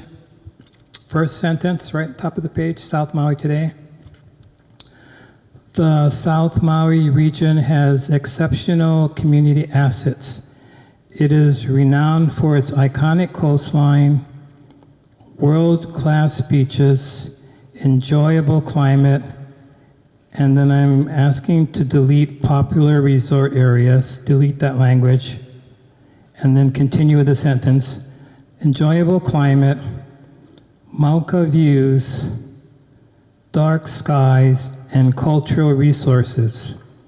Next paragraph, the next sentence I wish to add. The open space and expansive nature of the region is an integral part of the South Maui region. Significant views of the mountains and surrounding agriculture should be preserved. These features provide residents and visitors with abundant outdoor recreational opportunities, services, and connections. Okay, I'm going to delete service. So recreational opportunities and connections to the place and history. Thousands of visitors are drawn to the South Maui each day, making it one of the most popular destinations of Maui County and one of the largest employment centers. So the last sentence hasn't changed. So basically my focus here is on the community assets, the natural resources. That's the focus. That's why I'm deleting that's why removing popular resort areas is not a natural or cultural resort necessarily. Anyway, I'm happy to reread it again if you want me to, but I want to make a motion to make that the first paragraph. Thank you.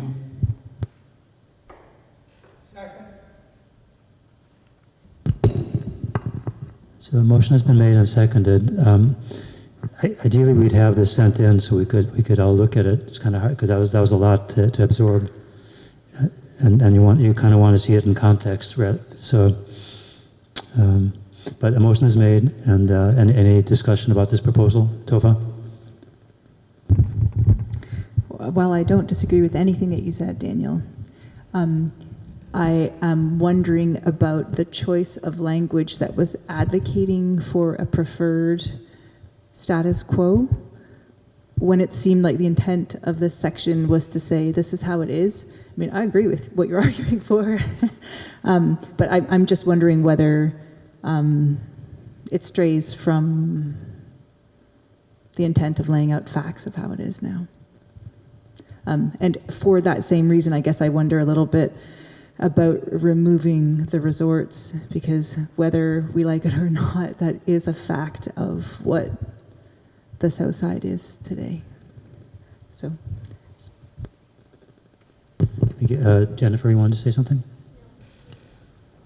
I just agree. That's the whole point. It's South Maui today, and there are hotels and resorts, and people do come, and it is known for it's known for its resort and oceanfront properties. So to your point.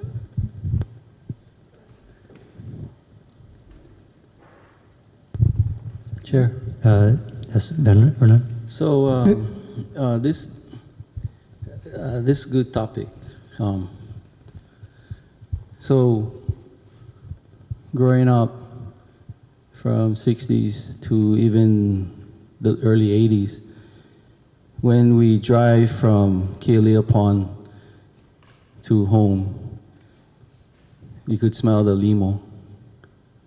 No matter where you stay on Mokulele Highway, you can smell the seaweed, the limo. Back then, if you're not from here and you're visiting, when people ask, what comes to mind to Kihei, and we call it Kihei back then, grew up in Kihei. Beaches, the fish pond, a lot of gathering of resources, beaches, camping. Today, like even part of our hui of suggesting names for the naming of the new high school, and now we know Kihei is not the proper name. So when people ask me what I think about Kihei or South Maui, and this is no derogatory disrespect to anybody, because most of my friends are Haoles, That's what I say. Get choke howlies, overrun by tourism, and smell all the coconut suntan lotion all you want. Because we're not smelling the limo, we're not smelling our resources, we're not gathering like before. Yeah, we involve and not complaining. And I'll use this as an example. Most of the community wanted to name the new high school Kihei High School or Patsy Mink.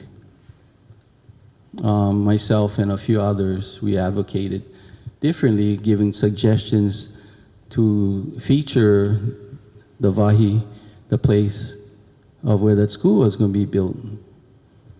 And then it was chosen, you know, by the school and their team.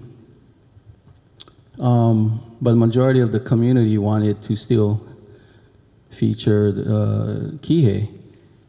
So it's not Kihei. And then we have the sign project that feature all the proper traditional names to the Aopua, and including this is Kula. This is Kulamoku, and it always has been. But when we just had this discussion at Elokilani School today with Maui Huliao Foundation. They're coming to do workshops with our school at Elokilani because we lack of cultural teachings at our campus. But what I'm trying to say is when we have discussions, even at that school level, when you think of Kihei today, that's what comes to mind. Even the visitors would say that. You know, where all the cultural parts. You know, so not deflecting from where we're going with this. It's a tricky one because I'm in that boat all the time with the sign project and other programs. Mahalo. Chair. Wayne? You often heard the saying, they paved paradise and put up a parking lot. I was fortunate to come to Maui 50 years ago. Before, those of you that know Keawikapu, that road extended far beyond to Big Beach. And it was sad to see the desecration of the old road that they moved from Keawikapu, put up Wailea, put up Grand Wailea, put up Four Seasons, put up Cebu, and I'm sure a lot of you weren't here before. What has Maui become? Because, as you said, one of you spoke, what would Maui look like before the hotels were built? I see us going now through what Daniel Kanahele has mentioned about the destroying of the culture, the changing of the names. We on Maui have been so kind as to allow what we see now. In fact, you can talk to some of the locals that grew up here. We become second-class citizens. And those of you who are here that serve on this committee, you've been fortunate to be able to move here. And I think it's time to humble ourselves and look at the real Maui that many of us cherish and wish it hasn't, we've not seen so much of our beautiful island being exploited. I go down with my children to Wailea, And I've been with my daughter Kai Kai down at Palawea, Daniel, that you mentioned. And my kids have been told, you don't own this land anymore. You're not allowed here. This is the impact that a lot of locals are feeling right now because of the changing of times.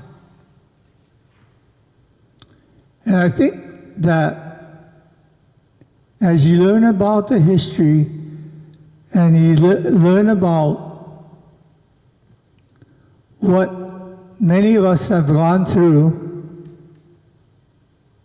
the hard times, maybe you have homes there now.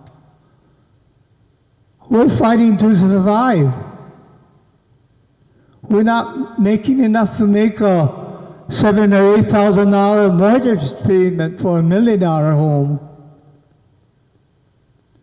Our water resources are being exploited. We're running into water shortage.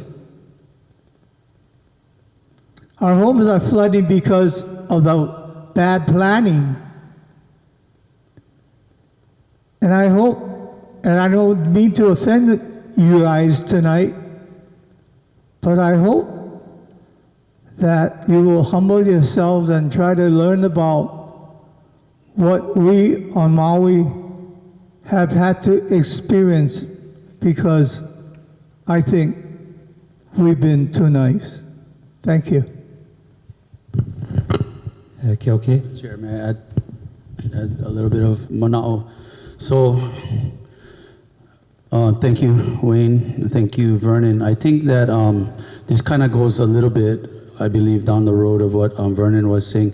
I feel it's important to realize we need to be really careful when we adhere to calling a place what we know of it today when it's not what it was traditionally named.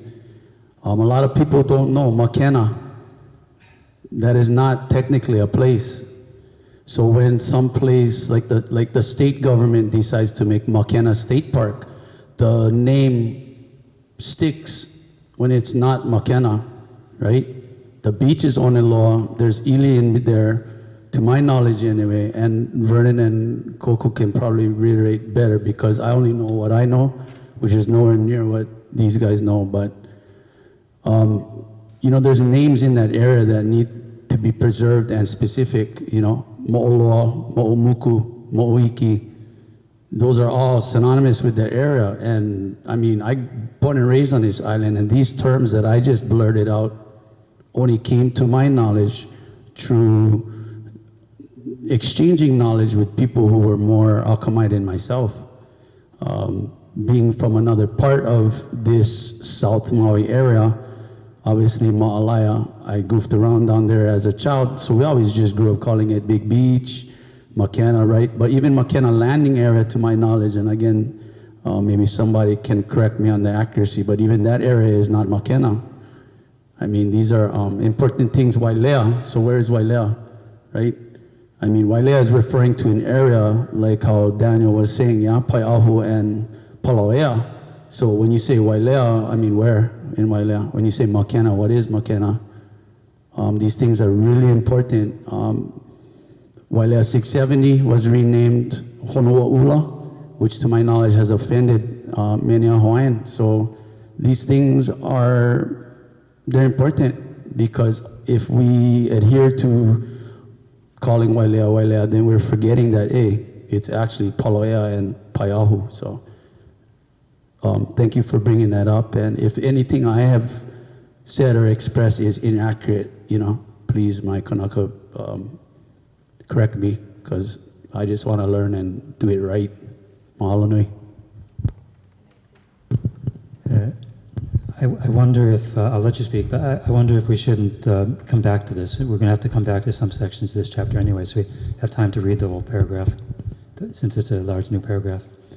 The word is yours, Daniel. Can I say something? So I agree with Tova and Jennifer that the resorts are are an important attraction and a community asset.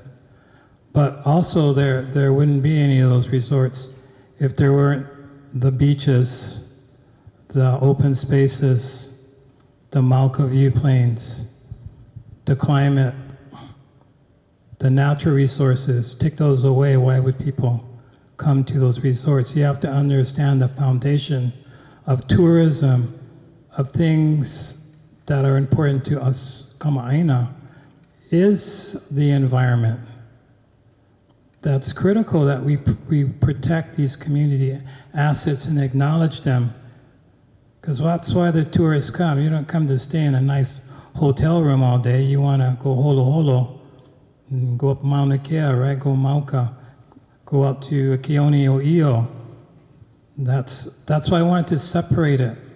Separate the community assets that are environmental, cultural, nature, from community assets like, resorts. You can put that in another paragraph. You could have a whole list of those kinds of things.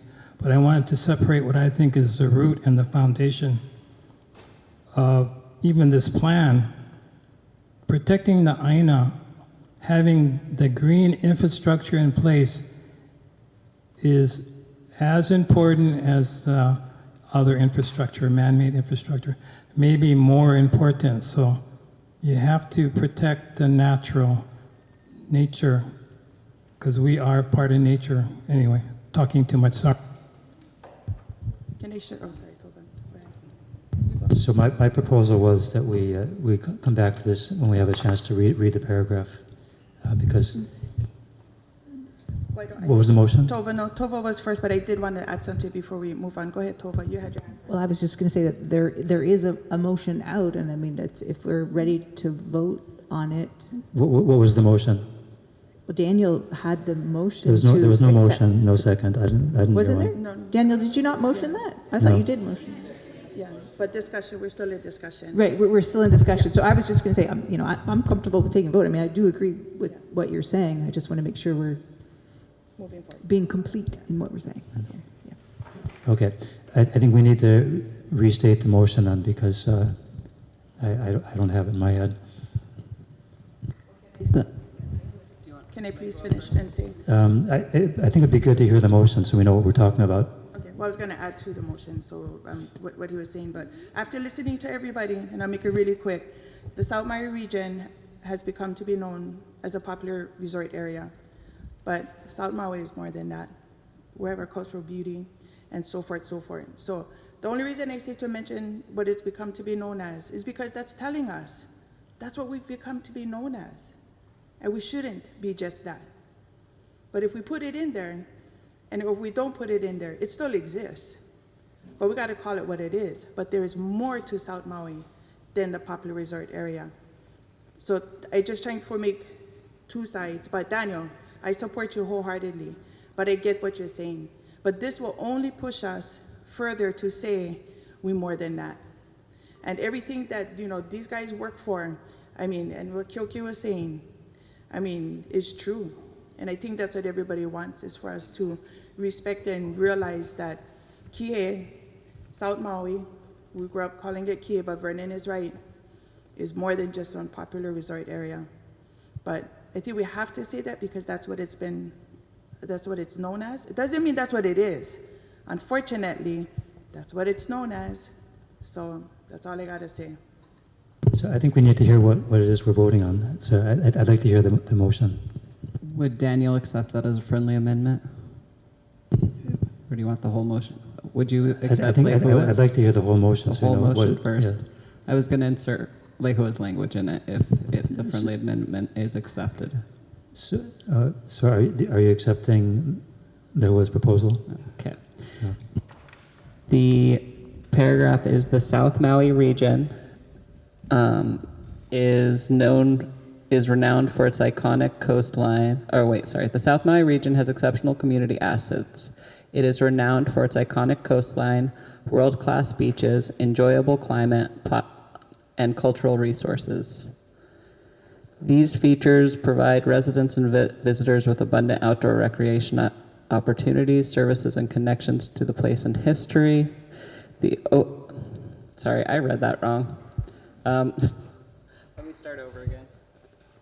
I'm just gonna go on here. I think the Mauka views were in there in the second sentence.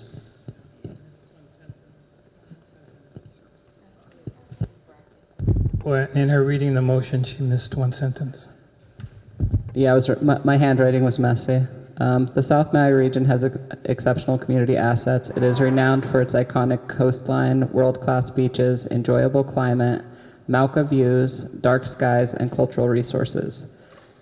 The open space and expansive nature of the region is an integral part of the South Maui region. Significant views of the mountains and surrounding agriculture should be preserved. These features provide residents and visitors with abundant outdoor recreation opportunities and connections to the place and history.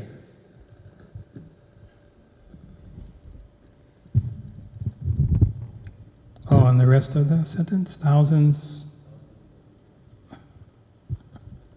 of visitors are drawn to South Maui each day, making it one of the most popular destinations in Maui County and one of the largest employment centers.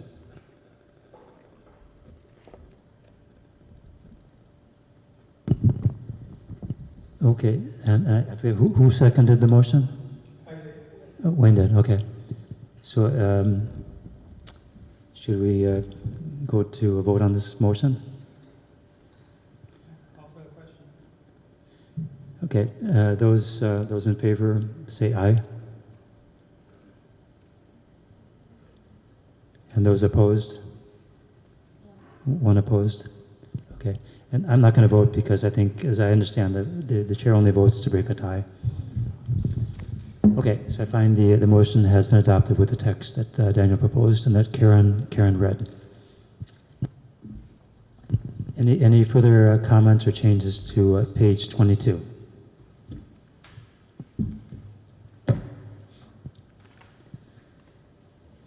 Okay, so we are past our break time, but on the other hand, we only have like 25 minutes left if we're going to finish by 8:30. So you guys want to just keep going to 8:30? Is it okay? Okay. If anyone needs to take a quick bio break, I'm sure that'll be okay. Okay, we have the diagram on page 23, South Maui sub-area map.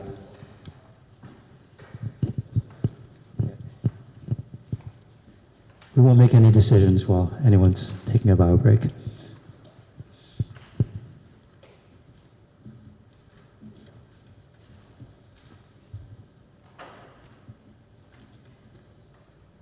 Okay, Keoki had a comment on... Real quick, just question to planning. These sub-areas, are they separated by zoning? No, they're just sub-areas. Okay, thank you. Okay, moving on to page 24. How will South Maui's population grow?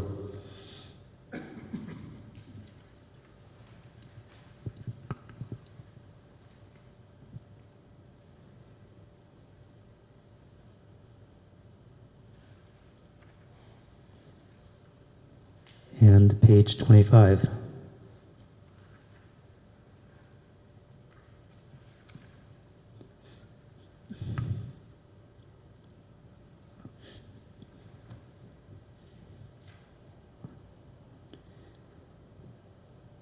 Page 26, how will South Maui build a complete and connected community?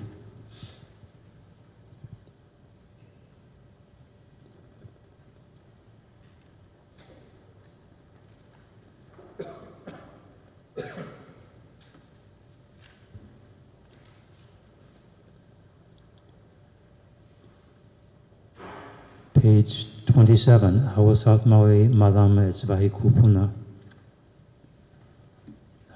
Tova? I have an addition, and I'm open to planning department specifics on wording. So there's the mention of extreme heat and drought leading to wildfires, but there's no mention about the other thing that's happening with extreme heat. So more people are dying in the world already from climate change from the heat stress than anything else. So I think it's missing here. Perhaps we're ending this paragraph with extreme heat will also drive human health concerns that are going to need to be met with both green and built infrastructure. I mean, I passed it today on the bike path. People are under those trees because they have nowhere else to go, and it's hot. I think we need to have it here so that we make sure we take care of it when we're looking forward in time. Do you have specific language, or would you like? I had the specific suggestion that planning department insert something there about extreme heat and human health issues that will come with that need to be addressed systematically within this plan. Mike had a. Yeah, I'm sorry. I just wanted to go back. In David Good's testimony, he didn't specifically say where, but at the bottom of his first page, it says relating to managing traffic. And it says there are good suggestions in the draft plan starting on page 25. So I think that fits in here, relating to completing a variety of road sidewalks and bus transit connections, but nothing on looking at a Mauka roadway parallel to the Pialani Highway. Surely a Mauka road should be a discussion topic for the committee and discussed in the draft plan. So my first question to the planners is, I believe that road was, at least was shown in the map. I think it was in the Maui Island plan. I don't recall any verbiage, but it was on some map. I remember seeing it. And it makes me wonder, is that in our area? Or is that, how far up the mountain is it? And is that something for us to consider, that Mauka Highway? I think it was in the. I think I read that pretty recently in the 1998 Kia McKenna Community Plan. There is actually a policy in this plan to call out the Mauka Road, and I apologize, I don't have that number handy right now. But it's specifically above Pi'ilani Highway, because we recognize that that would be something the community was interested in. I can get you guys the number during the week. And again, this is the kind of the historical overview. This is not the policy part. The policy part comes after that, and that talks about what it is we want to do. So Karen, are you okay with the with Tova's request to add language about extreme heat? Formulate that? Mm-hmm. Okay. Any objections to adding that verbiage? Okay. So the new very short section which I proposed adding would come in after this, would be between page 27 and 28.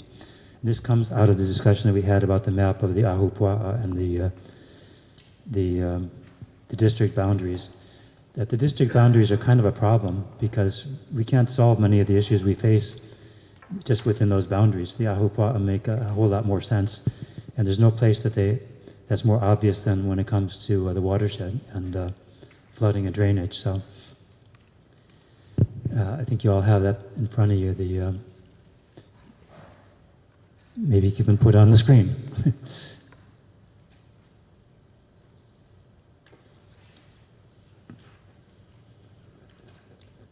So when this went out, it said it was testimony. It was not testimony. This is a proposed addition of text. So it starts with I'll just read it. It's not that long. How can South Maui manage a watershed that is not its own? Despite having very little rainfall, the Kihei area suffers from yearly stormwater runoff that floods roads, damages buildings, and threatens the health of the ocean and coral reefs with severe brown water events. Local development policies, such as building over the wetlands and covering the lowlands with concrete and other impervious surfaces, are a significant factor in South Maui's vulnerability to stormwater. However, the political division of the island into districts masks the interdependence of lowland areas with those above them. Hawaiian land management before colonization was based on the Ahupua'a system, where water flow from Mauka was carefully handled to support agriculture and fish ponds while protecting Makai settlements and the ocean. To fully address stormwater runoff and flooding in South Maui, it will be necessary to once again look Mauka beyond its own boundaries.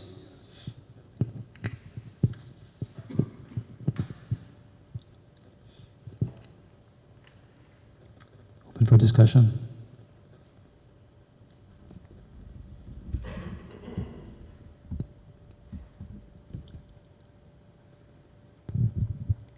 Tova? Can I motion to add it? Yes. Okay, I motion we introduce this paragraph into the plan. Seconded by Daniel. Any further discussion? All in favor?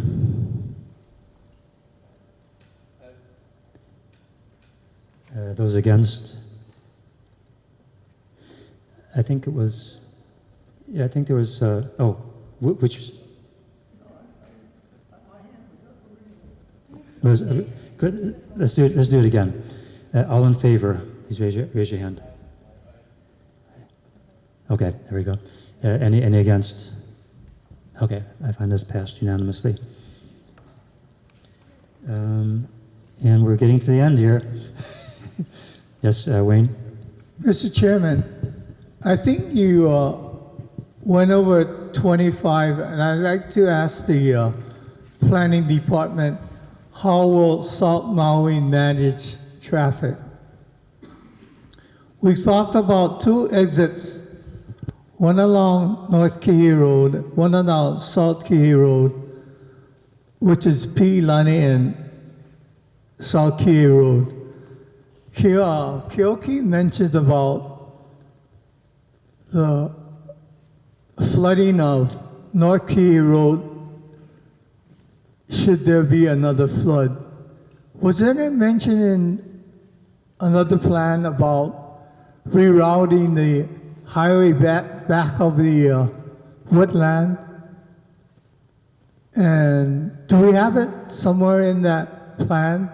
Or can we ask you to insert language that would address this road? Karen? You're talking about the road by Kalia Pond, yeah? Yes, there is language, and I don't remember the policy number or the action that is, but it is included in here. And again, I can find that number for you. Okay, Mr. Chair. Yeah, we'll get to that in the policies, yes. No, so to my knowledge, this idea was mentioned in the 98 CPAC, yeah? So it's, to my knowledge, it's also mentioned in this draft plan, but at what point is it in the growth? The road would probably be an action, but it might be a policy to reserve it too. I'm pretty sure it's an action. I will find that because it probably says to develop the road. Okay. I can find the exact action for you and email it to you guys. Okay, thank you so much.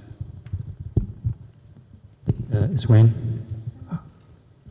Karen, what is the update of the north-south collector road? Is there any monies being put in to complete that north-south collector road? The county's working on it, but I don't know any more details than that. No CIPs? It has been, the next segment has been postponed again to 2025. Thank you. Okay, let's see. Okay, so we are on page 28. How will South Maui transition from the COVID-19 pandemic?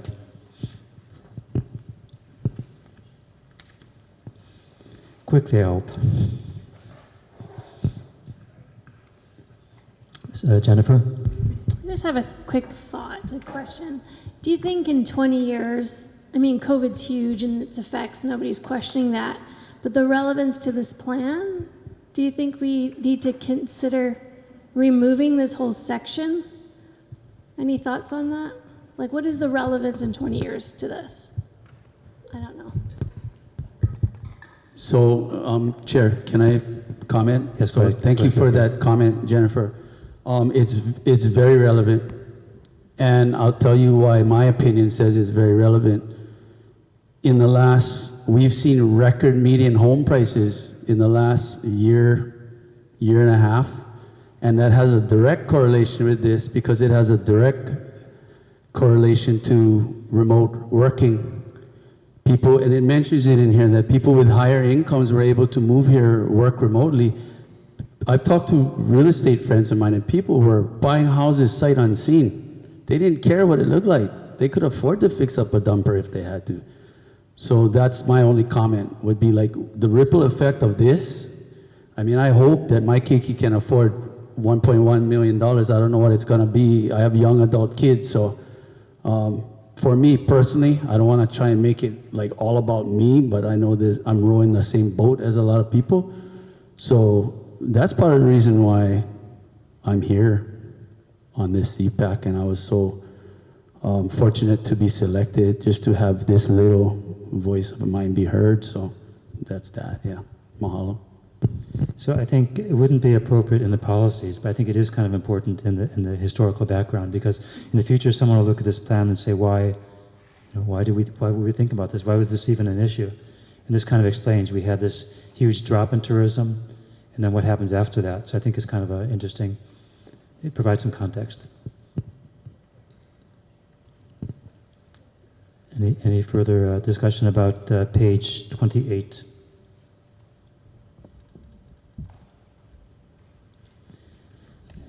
And I think last page, page 29, South Maui tomorrow and goals.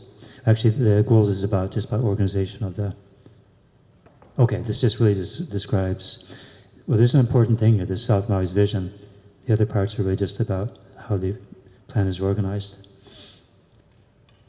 But any comments on page 29? Daniel.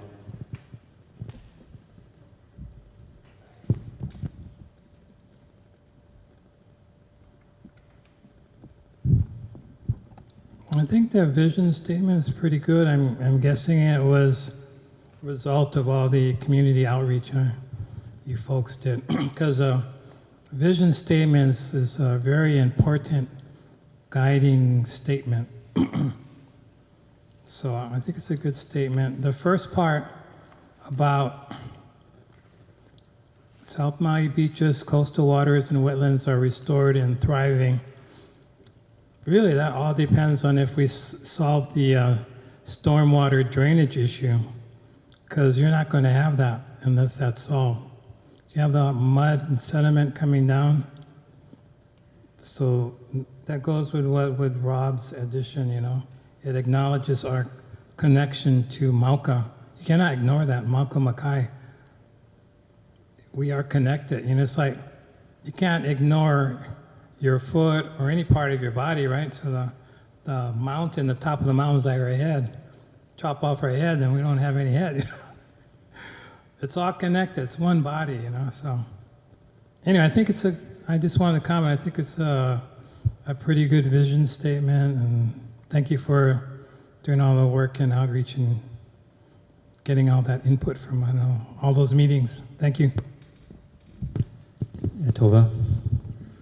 I agree. I mean, it does. I was a part of some of those meetings, and I know it's a lot to crunch that all through.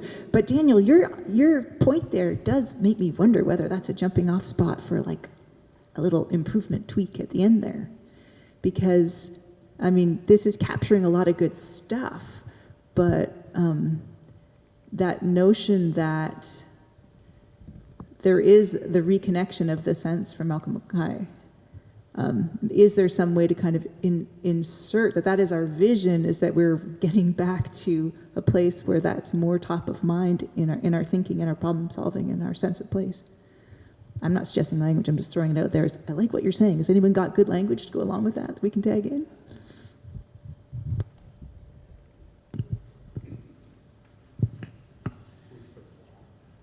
Yeah. I just realized this is actually, these two sections, the South Maui vision and the goals, are very short, but they're actually really important. If these are not our goals, then what difference does the rest of the binder make? Kyoki. Chair, comment. again, thank you. This is short and sweet, like they say. Huh? Growing up here, we always used to say, we had a saying on Maui and probably the other outer islands. I cannot speak for them, obviously, because I didn't grow up there, but we already have one Honolulu. We don't need another. You guys remember hearing that growing up here? So that's a great example, and I like the way that this vision, it's all environmental. The first sentence is all environmental. I mean, like it was commented earlier, that's why people come here, for the environment. And for those of us who are fortunate enough to be, raised here, we have, when we ever had a problem, everybody said, I don't know, ask Kupuna, ask grandma, ask grandpa. And they have even a greater picture of what things were like. And I'm telling you right now, from just my little snapshot of this South Maui area, this environment is in trouble. People swim at Kamaoli beaches and say, oh, the water is so clean. I'm like, bro, you should have seen it 25, 30 years ago. So it's having an effect. I love these kind of positive sense of these sentences as far as the vision and goals. So mahalo for that. Thank you.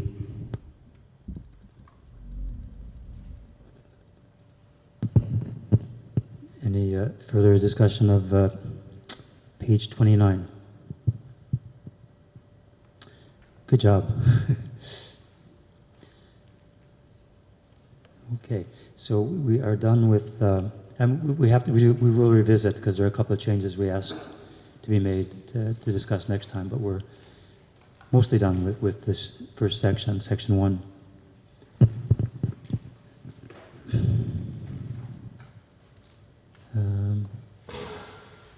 Okay. And I think that means that we are done with, we can move on to the next item, which I believe is additional committee work. Is that correct? Yeah. I had a couple of things there. One is something that was on my mind, and we talked about this the first time, and other people have asked me again, over and over again, is about remote testimony, remote viewing.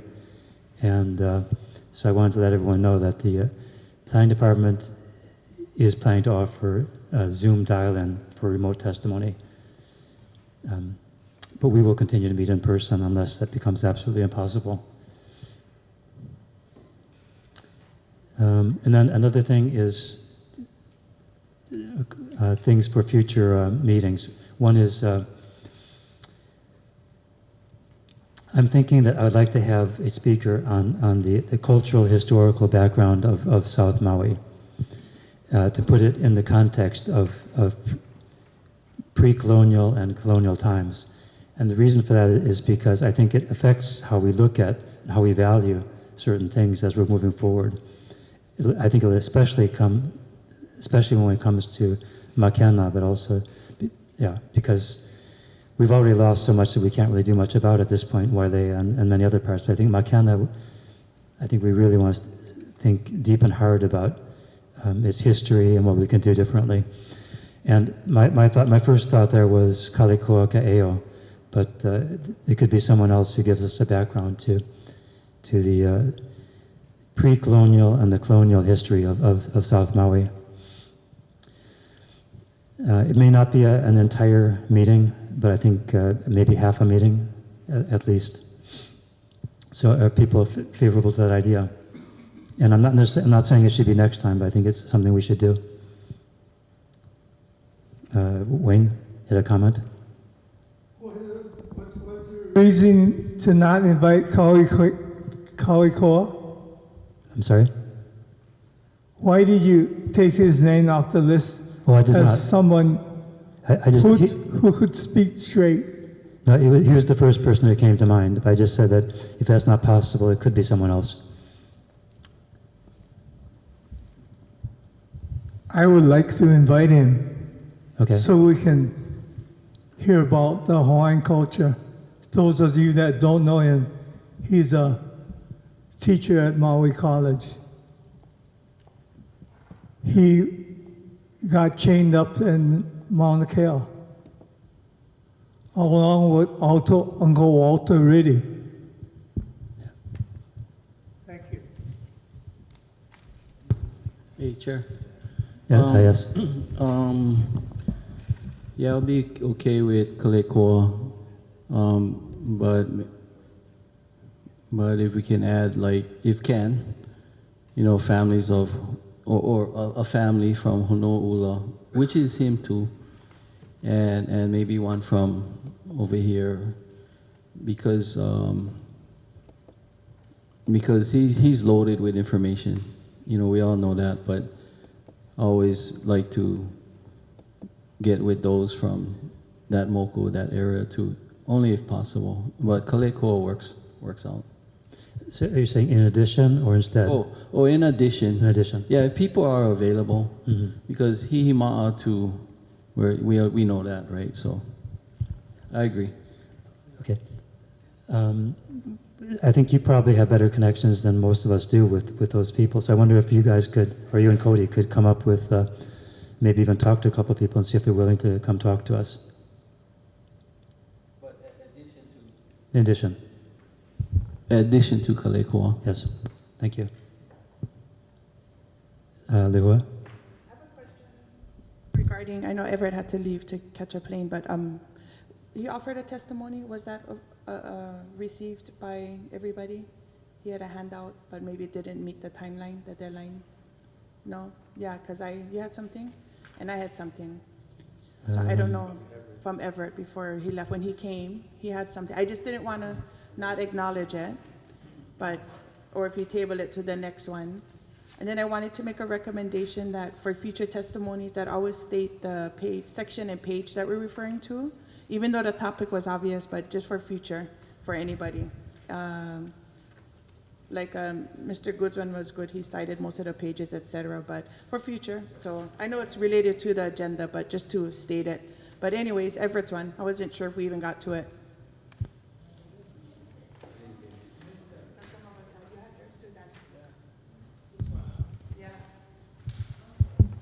Chair. Yes. Hi, real quick question to planning. Going back to the remote, do we have a time frame? Question for planning, Karen, on time frame. I know it's every meeting we're like, when can people? Because I get people behind me going, well, when are they gonna get the electronics? For like testimony and stuff. No time frames yet. If not, that's okay. Thank you. So we are currently working on getting like a Zoom or a Blue Jeans option for the meetings coming up, which is what we were just discussing here. Primarily, it would be intended for members of the public to tune in and then give testimony as well, with the additional option of if one of you were sick for some reason, you could also attend remotely and provide comment. But as the chair was kind of mentioning, the idea being that primarily we would still, as members, come in person. But yes, the idea is that for future meetings, we will have a Zoom link available. It'll be on the agenda on the website so people can find it and attend remotely and give testimony. I don't have a specific time frame for you because I still need to work out just some of the kinks with legal and stuff, but if not, I think we'd have to notice it for the next meeting, but would probably push it to the 2 meetings from now is when I think the earliest that we could probably do that. Yeah, So, thank you. I just have a lot of people behind me. They're like older and they don't want to drive to Kihei. They're from other parts and stuff. So, wow. Great. Yes. With the remote, I think if it's a possibility, it would be good for people that can't make the meeting. I mean, we saw already, we're in the 3rd meeting, 2 people called in sick with the reasonable explanation that they don't want to infect everybody else. It could get to the point, I mean, it's flu season and all this. Are we going to get to the point where 6 or 7 of us are sick? And then do we just postpone the process until they come back? Or do we say, if there's a reasonable way to do it, if there's no reasonable way, don't consider it, but if there was a reasonable way to do it, I think that's something we should plan for if it's possible. I think that's a better thing to have people participating remotely than just start postponing meetings, especially if we have the so-called predictions are it's going to be a very bad flu season. So I think it's something to consider if possible. Thank you. I think the department did say that this would make it possible for someone who was sick and unable to participate to do that. So that isn't the plan. Is that, Everett's, I don't see, where is that? Oh.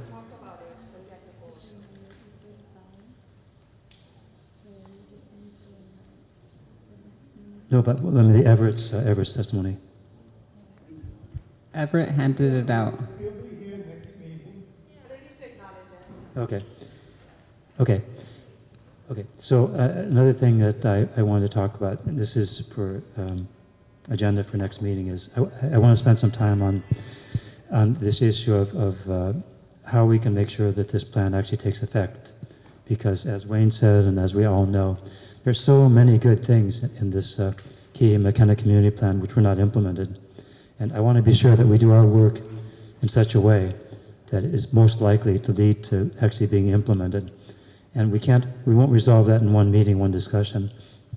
So I plan to keep bringing it up throughout this process, but I want to have an initial discussion about that next time.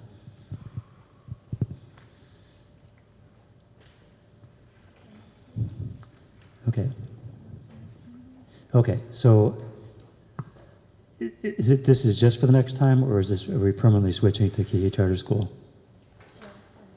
Okay, so we're still on a case-by-case basis. Next time we'll be meeting at Key Charter School. What is that? That's a change? Okay. Okay. Okay, Karen, can you explain? The parks are booked next week on Wednesday. When we got notice, they said we had every Wednesday, but we only have every other Wednesday, so we're trying to come up with a solution for that. Oh. But so we got Kihei Charter School for next week. And for the every other week, essentially until Christmas, it will be here, and then Kihei Charter School. It's up by Maui Brewing Company. It's not ideal. It's not ideal, but it's not terrible either. I don't think. I think we can do it. We can manage. Yeah, always include the address. Sure.